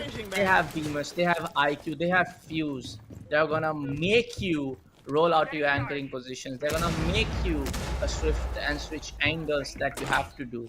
Everybody's kind of like pulled up on the inspection side. We do see a kind of like a very ballsy play coming from the side of Tony. He's right up in the main stairs and has been targeted from the side of Adimu's Mark. So her intel is completely getting changed and getting relayed towards the entire team. And of course, both side Demus and him communicating with the teams. He's trying to take up a very there we have it. Very cheeky and a very submissive angle. He will getting caught off guard from the side of Fatah, was right there on the eastern stairs, and that is going to be the opening pick coming on from the side of Hasib with 1 minute and 30 seconds left on the clock. Minute 10 on the clock, and Electric to go down. That's the Deimos coming in, and of course the IQ following up. Here is Taha coming in for the plant right now. They got the fuse shield out this time, and the metal stairs read will be there. The double kill for Boz, and Cryptic falls to Hasib. It's all down to the last defender jumping out into waiting room. It is Venom. He manages to no, he doesn't actually get one. Instead, he's going to be pushed by Fathar, and that's a flawless round to Hasib Warriors. Goodness gracious me, they have completely just taken over this bathroom teller site, and that's why both me and Bullet said the same thing. Going back to that site was just not the right decision for the side of Team RUE. They needed to go somewhere else. They needed to change it up, and this kind of shows me that they might not have been ready for Border as the map pick of the night here, as I will say though, Hasib Warriors pulling out Border, technically speaking, this early in the tournament was not really expected. I think was what maybe was going on in their brain, and they might have been thinking, especially after Clubhouse, that hey, Border, they might also take it a little easy for a couple of rounds. We might be able to get a couple off of them, and I just am not seeing that, right? The closest to what we saw in rounds 1 and 2 of Clubhouse from the side of Hasib Warriors, that kind of comedy show, that might sound a little harsh, but it pretty much was what it was, right? Round 1 and 2 of Clubhouse, round 1, 2, and 3, I would say. Team RUE faced something only a fraction of similarity of that in round number 2 when we came to Secular Armory, which was when we had Hasib Warriors pretty much saying, hey, we're going to go for main wall breach and that's all we're going to do, right? Which was very much like, hey, we're just not going to bother. Ooh, what? Venom with an early peek. Beautiful shot right there, and that's going to be Taha as well, your breach denier, or at least breach util denier, gone. That's a huge first pick. That's a huge first pick. Apart from that, I don't see anybody having the secondary EMP charges as well. I guess with Amari have that option. I'm not too sure about it, but even if he has the option, Baz is taking up the stun nades. So it's going to be a little bit hard, even if somebody's going to decide up to, disable those top 20 EMPs and mute charges, and of course, even the Valkyrie, if they are not able to figure out where those black items are at. In a sufficient 2 at 3 meter radius, you can actually disable the battery comms if you're able to toss it out. But for the moment, a huge opening pick coming up from side of RUE. If they're able to maintain on it, it's going to be a very, very big round. the momentum shift that is absolutely needed. Serious on the aside, is able to spot the side of Tony momentarily. A very, very long range angle. He's trying to land up those shots, but yep, them taking the control of the foundation, even after being one man out, is something we did not expect. The Captain knows it's going to start up to the firebolt. They're trying to take the positioning out from the side of Frost, though. It's going to be the wall back. It's going to be Fatar to get the kill on Omar. Mira almost going down, but that's going to be the side of Valkyrie. Electric is taken off from the side of Val with the shotgun. Hello!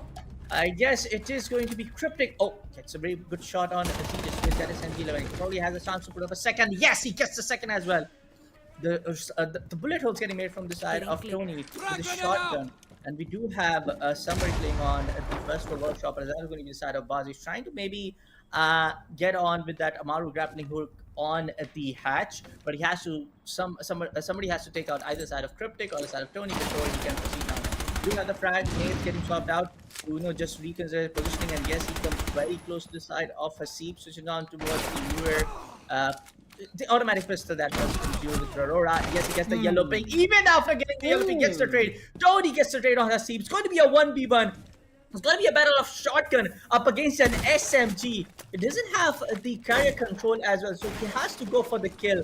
Tony knows where he's at. It's very, very close to the side of Baz. Tosses a stun. He doesn't get stunned. Oh, he took the stun. He gets the kill on Baz. A great pick coming in from side of Tony. Great trade on Hasib as well. Tony makes up this round, coming in for the side of RUE. And what a great play in the end. Almost doing a 2v4.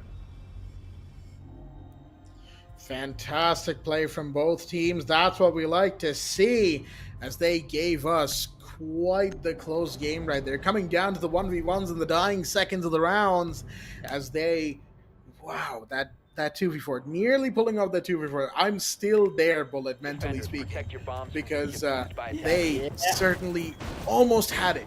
Almost. All they needed was maybe for the Amaru to push a little earlier, but even then I can't really criticize it because the timing was just not there, right? Realistically, in that moment, when do you even, go for the grapple hook up the hatch? Anytime you do, because it's a 2v2, one of the other defenders can just disengage and take you down, right? And that's when you leave your sledge in a 1v2 instead, which, again, similar situation, right? So it was just an unwinnable situation when you think about it from both sides. Nobody could disengage from their position in time to really aggress, just like we saw the mute, I think it was Tony playing that, who tried to push into Fountain, tried to push the sledge with the shotgun, and he got taken down because Tony had enough time to fully reload and get his bullets ready. Not Tony, excuse me, the sledge had time to fully reload and get his bullets ready. So again, there was just not anything anyone could do other than play the round the way it did. But with that said, we now have the first floor customs site of choice, not customs, excuse me, workshop site of choice. So that is a good decision being made here from the side of RUE. They saw that they were not doing it on the side of Tellers, and so they decided, you know what, enough is enough. We are switching it up. We are going to workshop, and we're going to see what this brings for us. Better late than never, despite the fact that this is the last round of the first half. And we've got a little standoff happening here between Hasib watching Sandwich, and I do believe that's Cryptic on that armory side. Or is it Tony? Both of them are right now in armory, and with both of them being from the same city, it's really hard to tell. Actually, both of them. One on the half of the other side of the ball, and there's going to be Tony as well. Almost getting a good damage, though. Could have been a headshot coming in from side of Hasib. He has to interface his position, the position getting swapped up towards the hatch area. Cryptic also going to make sure that somebody push it up. He's going to just toss in that toxic dip. The breach gets open, though. The other two attackers are fighting a very different play up on the second floor, and the other three attackers over here are trying to take control of the site. And this is the kind of siege that you want to witness when it comes down to at this competitive stage. We do have somebody else also, that's going to be Frost, who have taken up the rotation from the eastern stairs, I guess, going up towards the main hallway. That's going to be Electric connecting the C4. Taha goes down. Possibly the second one coming from side of C, where Cryptic goes down. There's going to be confirmation coming up momentarily. And we do have the logic bombs getting in play. I guess it can be one more C4 getting tossed, either from the side of Benam. But drops out the hatch, gets one. Bas gets a trade on the Benam. Out of nowhere, Bas gets one. Toss it with the C4. Romar gets the side of Hasib. Full chaotic play. Romar is still alive, but gets taken out momentarily on the main hallway. What was that round? And how did that happen? Ay, ay, ay, ay. Okay, Hasib Warriors. They certainly know how to take control of first floor, don't they? As they completely denied any chance of RUE having a moment, even though the body count was equalized, even though I think the first kill did go to Team RUE, it doesn't matter if you can completely shut them down in that emphatic fashion. And that's exactly what Hasib Warriors did right there. So Team RUE right now, they've got their work cut out for them as they are now on the other side, 2 and 4 down. Hasib Warriors 2 rounds away from going for the map point, match point, and series point. So really, all the pressure of the world is now on their shoulders. Yes, they can go into the lower bracket and fight against, I think it might be either Won't Stop Peaking or Dead Esports. Should be Won't Stop Peaking if I remember correctly. And yes, they could do all of that. And it's like, oh, hey, we have the second. Huh? No, I thought I heard someone speak. Sorry about that, folks. But yeah, they can go down to the second, to the lower bracket, and they can do all that. But really, do you want to? Do you want your streak to be interrupted here and now? I certainly don't think so. But with that said, round number 7, it's in play. The bans have happened. It's Grim and Ace alongside Valkyrie and Mira. Now, Hasib Warriors, we've hyped up your border play, and you've certainly shown us a good attack half. Let's see what your defense half has in store. Try to get through that. Dude, what was that? I'm still awestruck with that kill. Hasib takes a drop, a no scope. Oh my god. I mean, I'm still in that awestruck. I'm still awestruck about that moment over there. But for now, folks, we have to let it go. Oh, somebody trying to do a spawn peek or a run out, and that's going to be the side of Hasib. I love the old and golden age period of the Pro League rules, where in the very first 2 seconds or 5 seconds, correct me, chat, if I'm wrong about it, where you could not go outside of the map or do a spawn peek attempt. But now the rules have changed. I guess it got changed very years before, back in year 6, I guess, or year 5.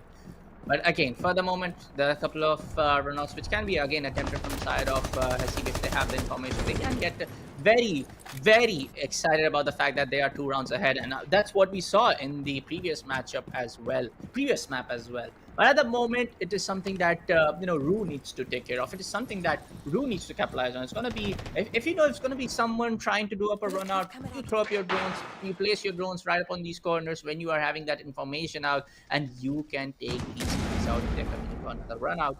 But for the moment, we do have some of these. Who was that impact coming out from the side of Taha? No, sorry, it was someone else. We do have Taha playing on the security room. We do see a whole lot of castle barricades being done on the security room side to actually stop the initiation and the side extension control from the side of RUE. So it's a great tactic being laid off on the side of Hasib to go up on the side extension towards the side of security room. Then you have somebody playing on the east stairs as well. I love the distribution which has been done, but Tatar gets the opening pick on Electric. Electric has been the heavy hitters in the map number 1 as well. Him getting taken out very early can affect the entire course of the game. Oh. Baz going for the long play right there, getting another pick, and a beautiful one at that.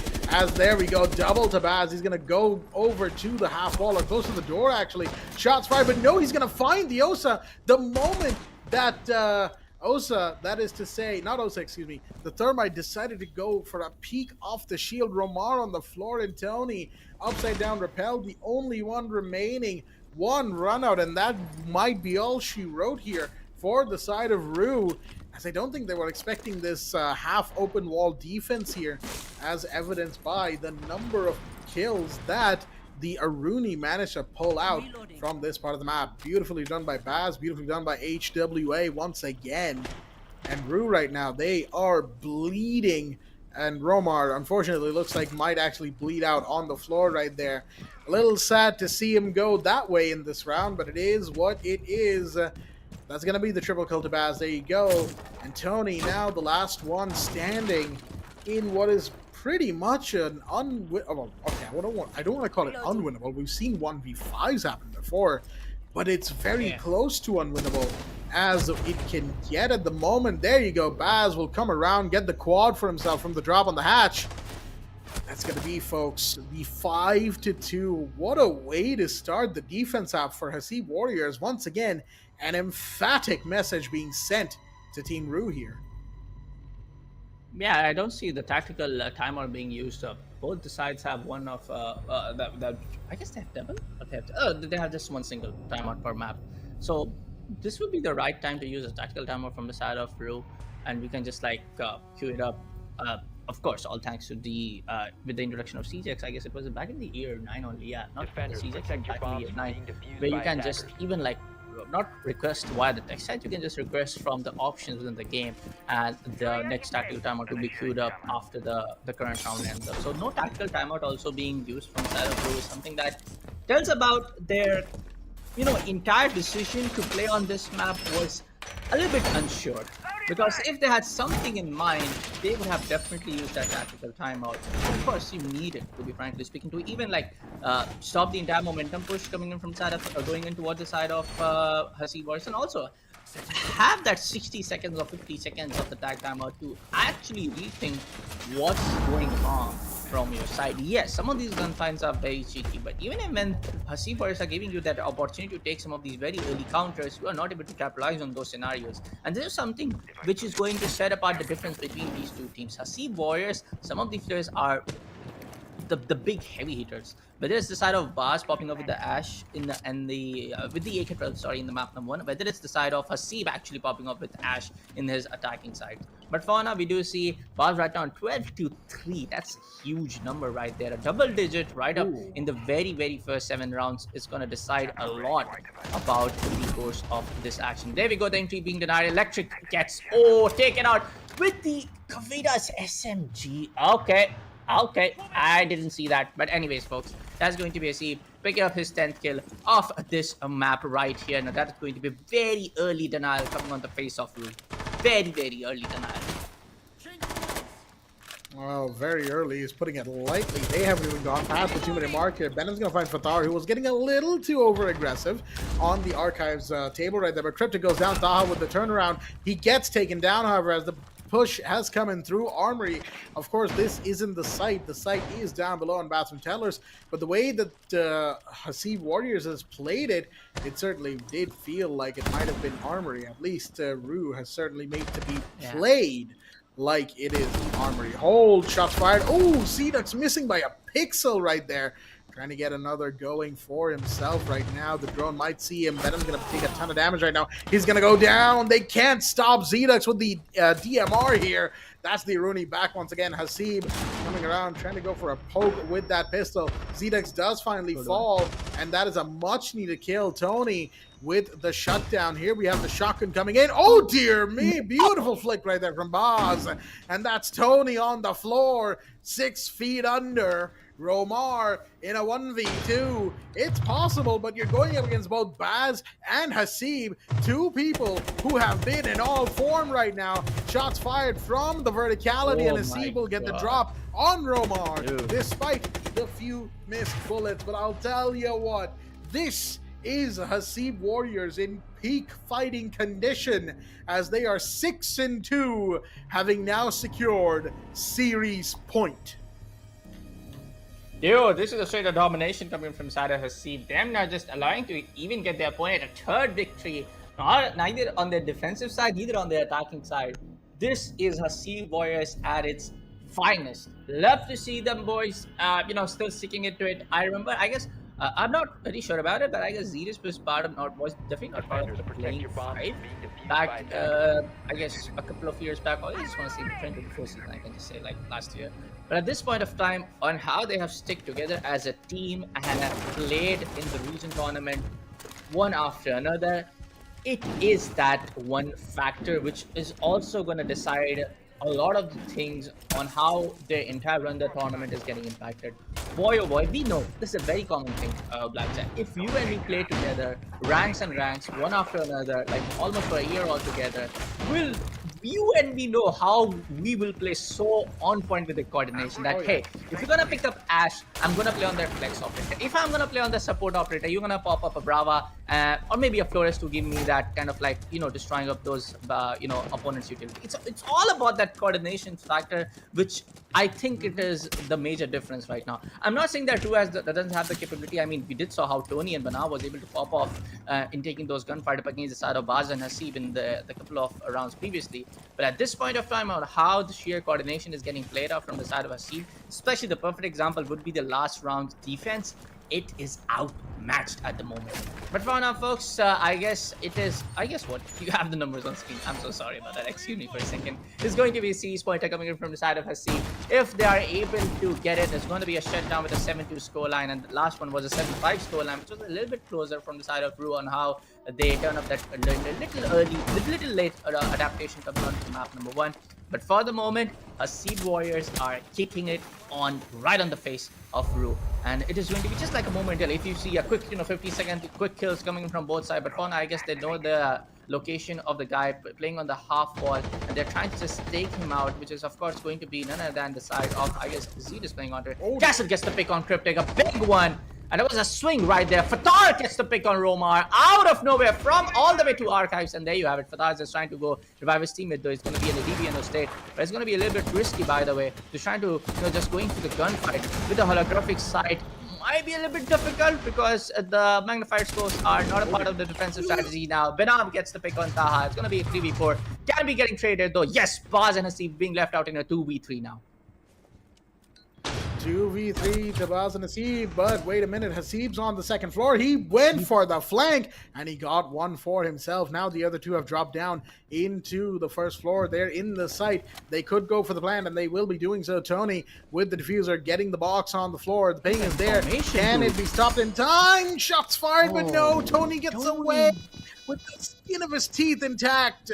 And now this is a dangerous situation to be in for Hasib. He is giving away a lot of sound with the way he's rotating around right now. Ping is going to go out, and will that be the death of one? Yes, it will be! He gets the inside ping. There was a camera that they did not take out, and that is one. But can he get the other is the main question here. He's going to come in, not going to clean up because, all right, there we go. He's going to clean up his kill right there, but 10 seconds. He doesn't have time. He's running out of it quickly. Shots fired. Will he get the final kill? Not quite. And the time is being successfully wasted by Tony, who allows the team of Team RUE to hang on to dear hope right now as they manage to eke out their third round. And as they say, better late than never. 3-6 down. They need to play through 3 more series point rounds before they can even go to overtime and have a hope of pushing for map 3. On the side of Hasib Warriors, they actually did play that relatively well. They weren't doing any kind of weird strategies. It was just a case of being a little too over-aggressive that was ultimately their undoing. But the bans coming in, Azami and Dokubi, the final bans for Border. Yes, sir, and a great way to just fill out the gap from the side of Hasib, from the side of RUE onto the face of Hasib Warriors. If your opponent, and this is what I was talking about a couple of rounds before, if your opponents are showing that over aggression, you gotta be ready to take them out when you have the opportunity to do so. A great play coming from side of Tony. He is going to be one of the heavy hard hitters coming in from side of RUE. Right on the faces of Taha and Buzz, he is able to take him out on the second floor, being able to take the vertical control, and then we saw the Hasib coming in for the flank. Even if it wasn't the flank being the case, I don't think that almost a 1v2 flash happening under the favor of Hasib. That was a very, very clever play happening from side of Kapkan, who was again getting played from the side of Hasib. At the moment, it's going to be the second floor armory side getting picked up from side of Hasib, and now it is going to be a case where they just want to shut this out because they notified that they had all the fun. Baz is going 13-4, Hasib is going 13-5, Fatar is 7-4 at the moment. This is going to be one of the best maps that we have seen in the upper bracket game from what we're able to get from the stats as well.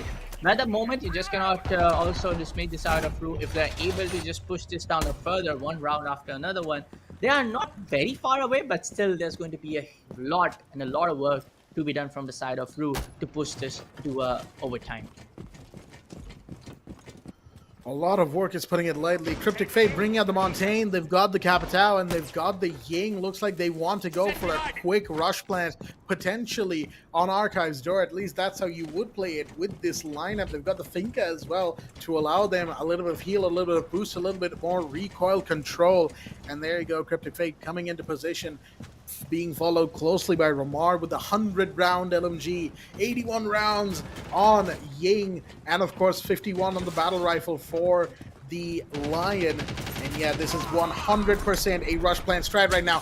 Shots fired, but wait a minute, grenade doesn't go in the right place. The second one should. Here we have the firebolts and being thrown out just to flush out the defenders at the moment. C4 is about to come flying in just a second here, but I don't think it did.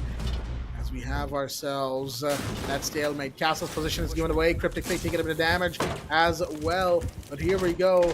The Rooney Gate's been denied. He's going to be in there. He's in there. And now the plant could happen. The Candela's coming in, but no, here comes the C4. That's the diffuser drop right now. And that's huge for the defenders. Shots fired, and they're completely read into and completely taken to town. They did not clear the bottom vertical. They did not clear the top floor properly. They didn't get themselves the angles that they needed to. And Venom, he can only do so much as he will fall at the end of it all, folks. That is going to be it for the side of Hasib Warriors versus RUE, as they have taken border in dominating, emphatic fashion, ending on a flawless round with a 7-3 and a 2-0 map count. Yeah, I told you about it, my man. I told you about it. Border has been one of the dominant maps coming in from this side of, Hasib Warriors. They have extensively had a history of just winning every round that they play on the side of border. Yes, I could be a little bit wrong about other maps when it comes down for the side of Hasib Warriors, but I just cannot be now for sure. Can be not uncertainly wrong about their play on border. But for now, folks, it's going to be Madness joining us back here as the analyst for this map. What do you think about Madness? Apart from the one-sided domination, and apart from Hasib Warriors, especially Hasib and Bas, just going one after another. One guy was 14-3, another guy was 16 after this round went over. What do you have to say about this bottom map that we just witnessed in a very dominating fashion coming in from side of Hasib Madness? We were hyping it up, since map 1, like the end of map 1, how good this is going to be for Hasib Warriors, and it just truly delivered in the fact that this was, like you're saying, domination, the drop down, the no scope, the everything by Hasib, and then just complete class outshone. But this is because this is their map pick, and this did slip through the second part, the second favorite of theirs. But yeah, at least RUE, at least first map, the one that they chose, they put up a good fight. They did take us all the way. They did almost take us to overtime. But this one, unfortunately, this is going to be a bit more of like a blimp. At least on the better half, they're not knocked out. They have another chance in the lower brackets. That's where RUE can make their comeback, coming back into this competition over here, Mike. Yeah, that's the main thing here, right? That they still have one more chance. And RUE are going to be counting on that because they are now the team that is going to want to take the place of that lower bracket revenge tour right here and now. Of course, Won't Stop Peaking and Deadeye Esports, D3 as we like to call them, are doing the same, or trying to do the same, so to speak. So we will have to wait and see, folks, exactly what they have to bring out for us, what these teams have when they end up going head to head. And of course, we are just waiting for that matchup. But of course, we have everything that we normally do go through, which is our post-match segment here. And all things considered, analyzing the game isn't really going to take us that long, because let's be real here. Yeah. As Bullet said, as I've mentioned, as you've mentioned as well, it was a domination game. Hasib, it was pretty much like RUE was just living in Hasib Warriors' world when we came to border, right? Clubhouse was a much, much closer game, despite the initial jokey rounds that were played by Hasib Warriors to start us off. But RUE, after that, they just did not have any room to work with when it came to border. Every single round that I really want to talk about, except for a couple of here and there, where Hasib Warriors did slip up. Round 2 comes to mind, second floor armory, where they were on the attack, especially that moment of Grim's looking one way, Mira's looking the other, even though you can kind of see Grim from Mira's POV, and they just don't know where the other are because they're too focused on something else. It was a whole thing. But other than minor things like that, and I call it minor at the grand scheme of things, because 7-3, I don't think Hasib Warriors is going to be worried about one round where, Baz did not see one guy sitting in one corner, right? They're really not going to be worried about that. So Okay, that's really where it stands for them. They're going to move up to the upper bracket finals, and that's going to be a game to watch out for next weekend. As I'll tell you what, whoever is fighting Hasib Warriors, they have their work cut out for them, Bullet. Yeah, I mean, I guess it is going to be the side of Won't Stop Peaking, and there's going to be a big one. Won't Stop Peaking has some of the, very, very, how do I put it? Some of the very veteran players in scene. Yes, some of the roster changes have been there, but again, even if you want to ask me honestly, I am looking forward. If I don't want to just say that, I don't want to jinx it that either of these guys are going to lose. I'm very eager to see the side of Dead Esports making their way all the way back to the side of Hasib Warriors and then playing on the playoffs finale, the upper bracket finale, if you ask me honestly, because these two teams, again, like you put it, these two teams are having that sheer competitive experience, some of the older players from our region. But again, we cannot underestimate this side of Won't Stop Peaking as well. I'm pretty sure they're gonna give a really good fight coming on towards the either way, Team Wu or Berserking, whoever loses out on the next upper bracket semi-finale. But other than that, again, coming back to the game that we have just witnessed over here, apart from domination, I don't have any other words to describe it momentarily. Yes, in the very first map, yes, it was that little bit of that late adaptation game coming onto the play. But apart from that, this was more of Hasib Warriors know what they are doing. Yes, gotta give credit to the fact that RUE also went for some of the very extraordinary operators that you don't see on the first map of Clubhouse. Also give credit to the side of Hasib Warriors as well, because in our region, adapting to some of the newer operators was not exactly the case, even a couple of years before, even if what we have got the data on the qualifier one sheet as well. So kudos to teams on that part, making sure that they are able to adapt to some of the new operators, the new metas coming onto the scene, because as you all know, folks, one of these teams will make it to the South APAC slot, and that is a huge moment for the entire region. Two teams getting that high grade for themselves, and yeah, like we're talking about the Denaris are coming out. We're seeing a couple of opportunities you don't see. We're seeing a couple of plays you're accustomed. We saw a complete Xerox just pretty much just playing Cav throughout most of that map, and he had a lot of fun in map 1. But Yeah. map 2 onwards, yeah, you couldn't do much on the side of border. It is done and dusted. Hasib Warriors have the one under lock, at least for now.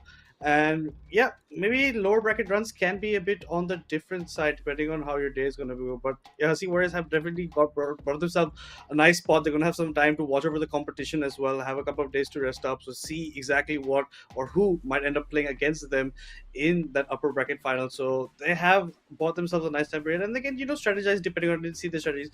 At least other teams have seen how Hasib Warriors now plays on borders. Now we're going to have to keep that in check or in mind moving on in the competition over here. Blackjack. Yeah, that's the big thing about tonight, right? That's also why I was considering the fact that they brought out this map of border tonight, right? Because that's going to be kind of their ace in the hole given way, or at least one of them. And the fact that they feel confident enough to play border tonight, you know what that tells me? That tells me they've got something more that they've cooked up in the meanwhile. And that is probably what we'll get to see when we get to that upper bracket final. And who knows, maybe even the grand final. Hasib Warriors are certainly looking like favorites to get there to the grand finals, folks. At least I will stake my claim on that for the time being. But with that said, we're just waiting on the statistics to come in. Excuse me right there. I had a moment of brain freeze. Not enough ice cream today. But with that said, just getting the statistics here is just what we're waiting for. We'll talk about that. We'll talk about the overall map screens. And that'll be pretty much it. Like I said, there's not really much to talk about tonight, given the way the game's played out. And although I will say, one kind of note from my end, more so for the viewer's convenience, is that if you've been noticing my volume sliding up and down every now and again, that is purely because Windows hates me right now and it keeps auto adjusting my mic volume. I don't like talking about this stuff on stream, but I kind of have to get it off my chest. It has happened 3 times today in the span of these 2 maps, okay? So I think right now it's set to 16. So I don't know how well you guys can hear me, but I'll set it back. But right now, Madness, kind of just take us through what you're expecting in future matches. Future matches, the same domination, because they were the guys who came up first in qualifier one as well. They're the ones who were pretty much already seated at the top Yeah. spot heading in to this tournament, and they're showing us exactly why that is happening over here. But the other thing that we can talk about over here is also about tomorrow's matchup, the ones that are going to be off stream. Blitz and Ooh, that will be the future thing coming over here. Bullet, do you have any thoughts about that? Just I was about to get onto that, but talking more about the side of Hasib Warriors and putting some light out to their matches coming in from their qualifier one. Most of the matches that they played before the semifinal bracket, they have won what 7-1, 7-2, 7-4. The only match which I'm able to see on the our stats that we have got from the back end team was when they went up against the side of Team Uwu. On the map of Cafe Dos Whisky, they went up 7-5. On the map of Chalet, they went in 7-3. So again, majority of the maps, majority of the vanilla maps that we have seen in the game, they have some of the best strategies when it comes. They have some of the best strats for them to play around with some of these teams, against like who. The only team who was able to challenge them out on the matchup of grand finale, which was for the side of qualifier one, was the side of Blitzkrieg.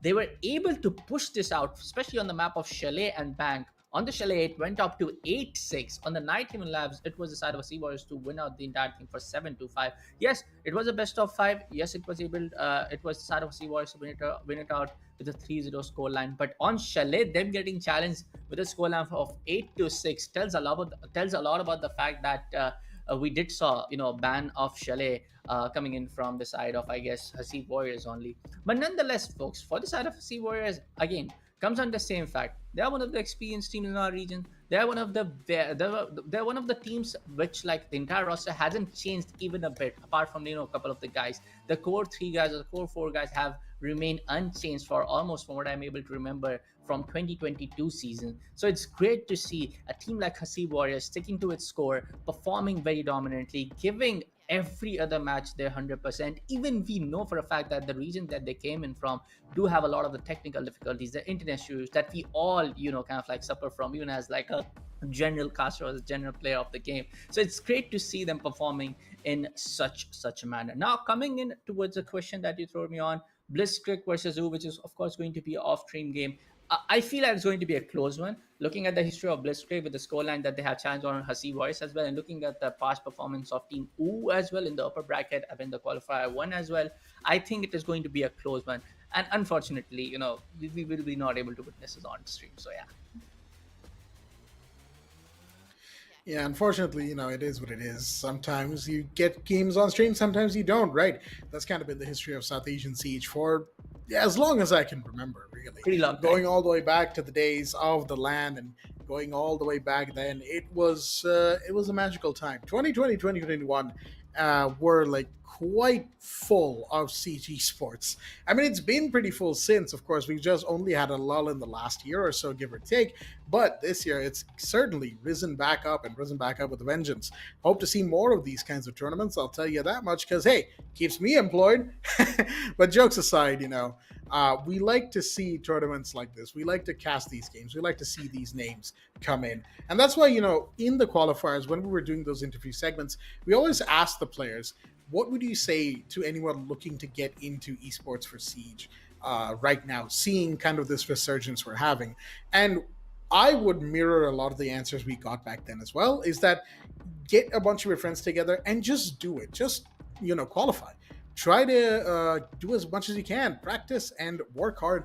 And who knows, maybe one day you too will find yourself here in a big playoffs like this, playing for spots in the APAC League. But with that said, folks, we've got the stats screen over here in front of us to kind of digest. And of course, is it any surprise that Hasib and Baz are going 14-5 and 13-5 respectively? Hasib being 3-0 on entry, Fatar 9-4, but 4-0 entry kills as well. And even look at someone like Zedux, who is 4-5, played the support role for the most part, 80% cost because of just how impactful they were. That entire team was in the round. The only one at a sub 80% is Taha, who was pretty much kind of the pillar keeping the team alive and intact and kind of chugging along in most of those rounds. And then, of course, you look at Team RUE and you realize that they really got taken to the cleaners right there. 10-7 to Tony, who pretty much had the best performance out of the bunch, and 6-10 to Benham 91, who tried. Benham certainly had a few moments here and there where we saw that player kind of pop in to remind us that, hey, I'm still here, guys. I can still do a lot. Electric as well. Cryptic and Rome are unfortunately falling way short of their expected positions. Even their cost percentage is the lowest in the entire lobby. So it is what it is for them. But I will say to Team RUE, do not let this loss dishearten you. You still have a chance. You still have the lower bracket run to make. And I, for one, will certainly be waiting to see your performance in that lower bracket. Won't we, Bullet? Yeah, I mean, for the side of lower bracket, it's going to be very interesting, dude. It is a whole lot of teams. Now, pointing out to that one thing that you said, a newer face, I'm not saying exactly a newer face, but definitely a newer face in the competitive side of Siege is going to be the side of Andromeda Gaming. When we were chatting with their captain, they definitely told about the fact that, you know, they are here to give a challenge to some of these old faces. They were exactly his words that, hey, it's always that, you know, 2 teams or 3 teams who have kind of like dominated our region, and them being like kind of like some of these players being kind of like a little bit experienced in the competitive side of things for our region of CG Sports. They just want to give out a really good challenge to one-stop teams, like, you know, one-stop picking teams like a Sea Warriors team, like you know, Dead Eye Esports as well. Now, of course, we have the combined stats coming in from the overall 2 games. Good effort being laid out from the side of Electric and Cryptic. Gotta give them that. A good, you know, some of these clutches that we also from the side of Tony in the latter part of the map number 2. But on the side of Hasib Warriors, I don't even need to mention right now, folks. It's right on your screen. Hasib went what? 36 to 27. Just keep that toll apart for a second. There were a lot of that from both sides. A lot of that, you know, fun part was happening from both sides. But 36 on just what? Round number 11 till on border, and round number 13 till on the map number 1.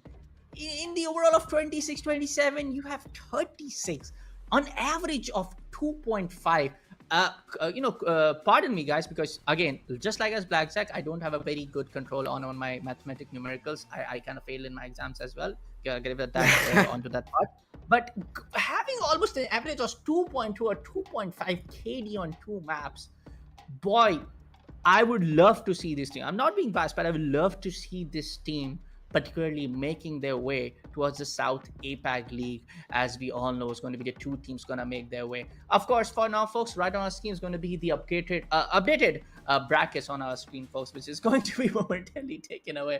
But don't worry, folks, I have it open on my right-hand side screen. We have the updated brackets. It's going to be the side of Hasib Boys making their way to the upper bracket now. They're going to be waiting in. Is either going to be the side of Blitzkrieg, who have given a really good competition in the qualifier 1. It's going to be kind of like a revenge matchup where Blitzkrieg is able to win up against our Team RUE, and them going to face off against the side of Sea Warriors. But for the side of Team RUE or Blitzkrieg, we have to just wait for a while.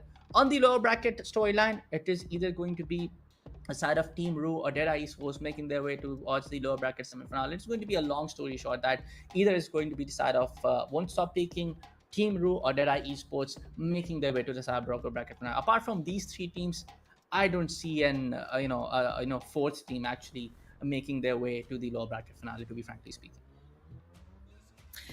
Yeah, well, it is what it is. Some teams will lose, some teams will win.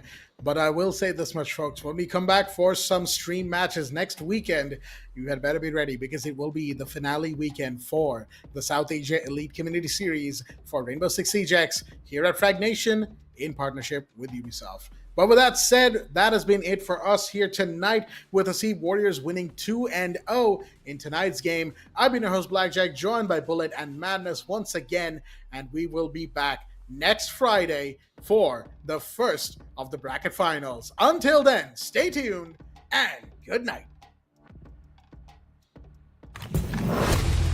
You made a bad bet. Play the odds and risk it all. But you're playing my game now. And I'm here to clean house.